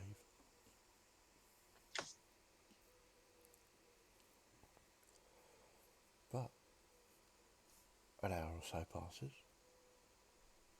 Everything gets quieter and quieter. The fire down below starts to die down. Another hour passes. With the fire dying down, I'd probably get down and just stoke it up a little bit so there's a little bit of light for people when they have the watches. Okay, fair enough. Easily done.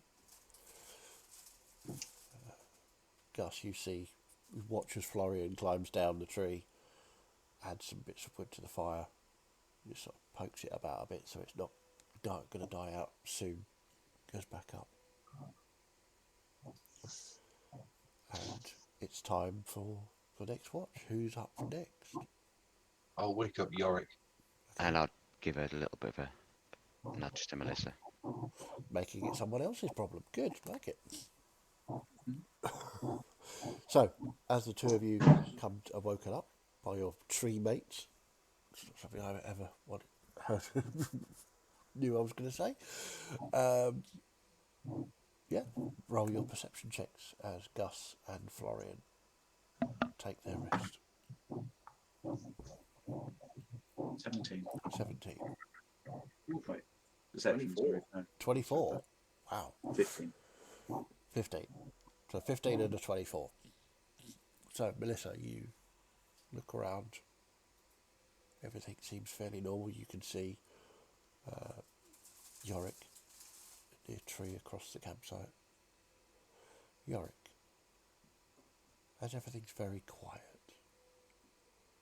and you're casting around just to make sure everything's okay, you hear in the distance, very faintly, a howl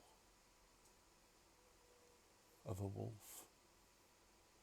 And then, a minute or so later, another howl in a different direction, slightly louder. Then a slightly closer one, a louder howl. Melissa doesn't seem to have heard it.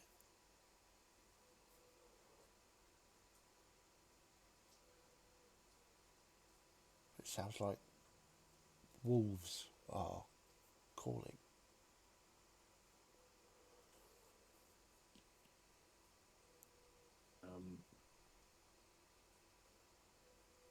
I wouldn't know who's on watch with me, would I? Unless You, someone's as I said, you have seen Melissa is awake, and she's given you a little wave. I was going to say, with a 24, you'd know exactly who's awake and who's Yeah, asleep. you know exactly what's going on. That's fair. I'm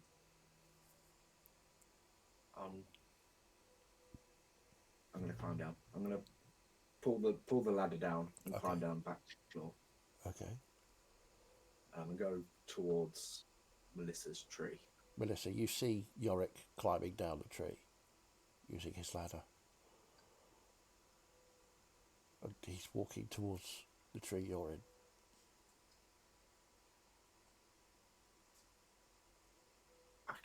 Can you hear those? Can you hear those noises? I ain't hearing much, honey. What y'all talking about? Oh, would I know wolves? Yeah. Okay. You never know. I think there's wolves. They're getting closer. All right, well, if they come padding into the camp, then we might have a problem. But as long as we stay up in the trees, we should be fine. But I don't like sleeping in the tree. It's all right, honey. It'll all be okay. You stay close to Gus, and you'll be fine. All right. Well, go back, climb up, Okay. pull the ladder back up. Because, wolves can climb ladders. Precisely.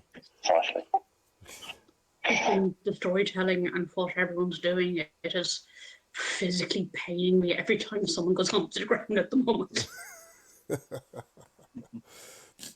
So, Melissa, now that Yorick has pointed this out, you listen really carefully.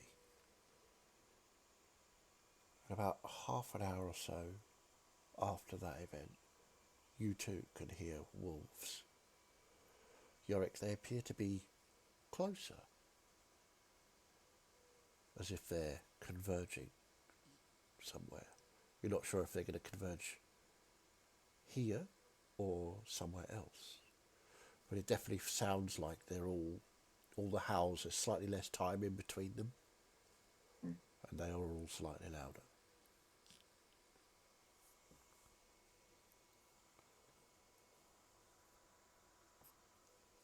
I'm just listening to howls, making sure that they are wolves. Make an But extra not check. something, 13. 13, yeah. They're definitely wolves. 10. Yeah, they're definitely wolves. Nothing dodgy happening here.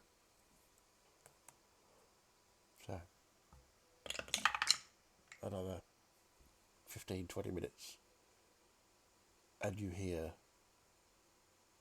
yelping, barking, howling, something.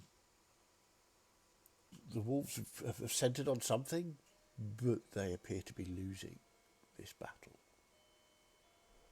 There is a lot of wolf in pain noises and that sort of weird yipping noise that the dogs make when they go and they're in pain. I'm going to carefully listen through the noises and see if I can hear anything that's not being made by a wolf. Okay, make a perception check, the pair of you.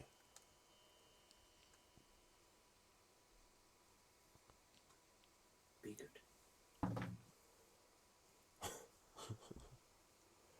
13. 13. 19. 19. It sounds like the wolves are trying to attack something, but it's gone horribly wrong. Melissa, you listen hard and you don't hear any other sounds, no animal sounds or anything like that. What you do hear is the thud and crunch of bodies hitting trees. Hard. Reminds you of when Trellador stood on those tiefling's knees. That crunching of flesh and bone. Seems becoming, you think, it's difficult to tell because it's night in the distance, but you suspect it's far enough away that it's not going to bother you, but it's unsettling to hear. But there's Which no other direction animal noises, sound it's like just coming that in? noise. What direction does it sound like? Seems to be coming from the south. Yeah, I thought I'd been. Okay. I'll just kind of keep listening, checking in on each of the trees where people are sleeping. Everybody seems to be sleeping. Yorick is still awake. It's coming towards the end of your watch when there is a sudden silence, a cessation of the noise that the wolves were making.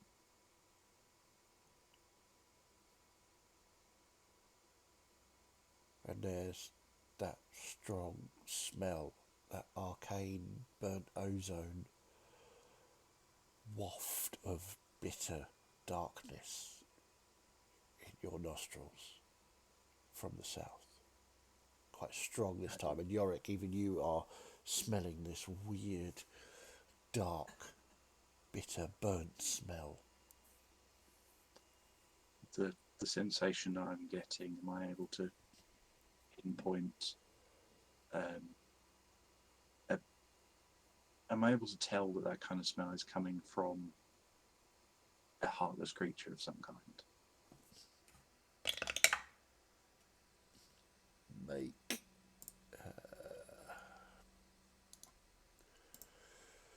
because you have an ability for that, Yes. It's called Hunter's Bane. Advantage on intelligence Make- ability check. to don't you? Make find information a about survival check things then. content. Hunter's Bane is advantage on wisdom checks, isn't it? It's advantage on wisdom and intelligence ability checks. So Oh yeah, Arcana, sure. Arcana, history, investigation, nature, religion. About Make an 13. Arcana check with advantage. 24. 24. It's definitely not of this world, this smell. If you were pushed to try and identify it, you would think it probably heartless, but you've never smelt this other than the few times that within this group. You don't know what it is, but your instinct is that it is heartless and it is incredibly dangerous. Okay. And that's where we'll leave things for today.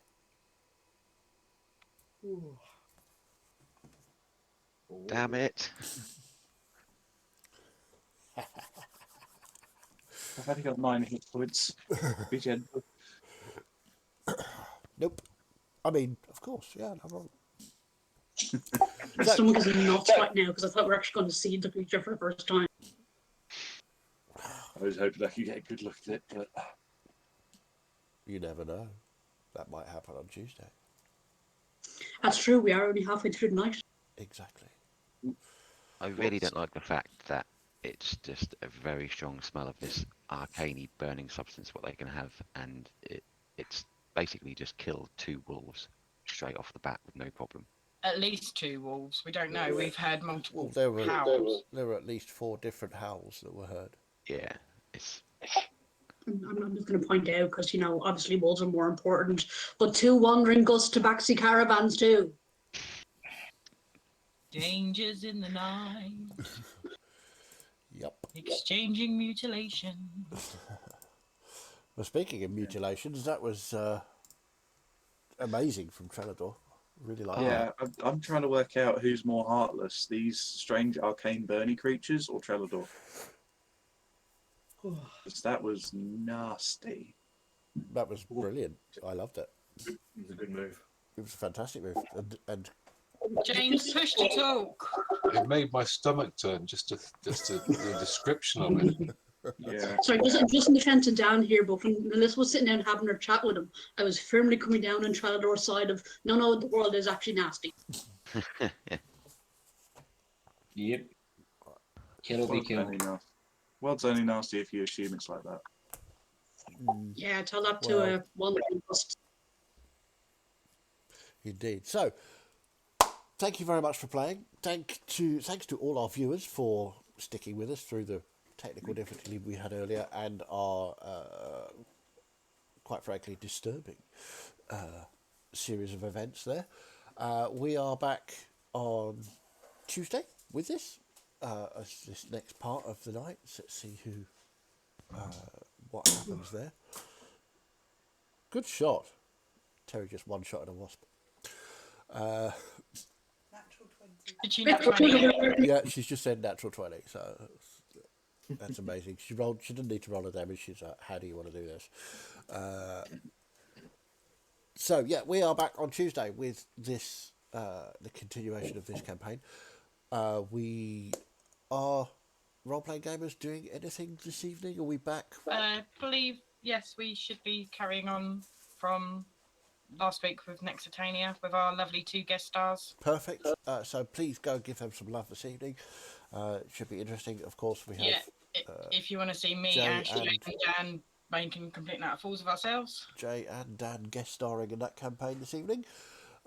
Give them a quick shout. Other than that, we will be back tomorrow with WoW leveling, continuing our fresh tanks and healer combos, and the rest of us doing Uber DPS.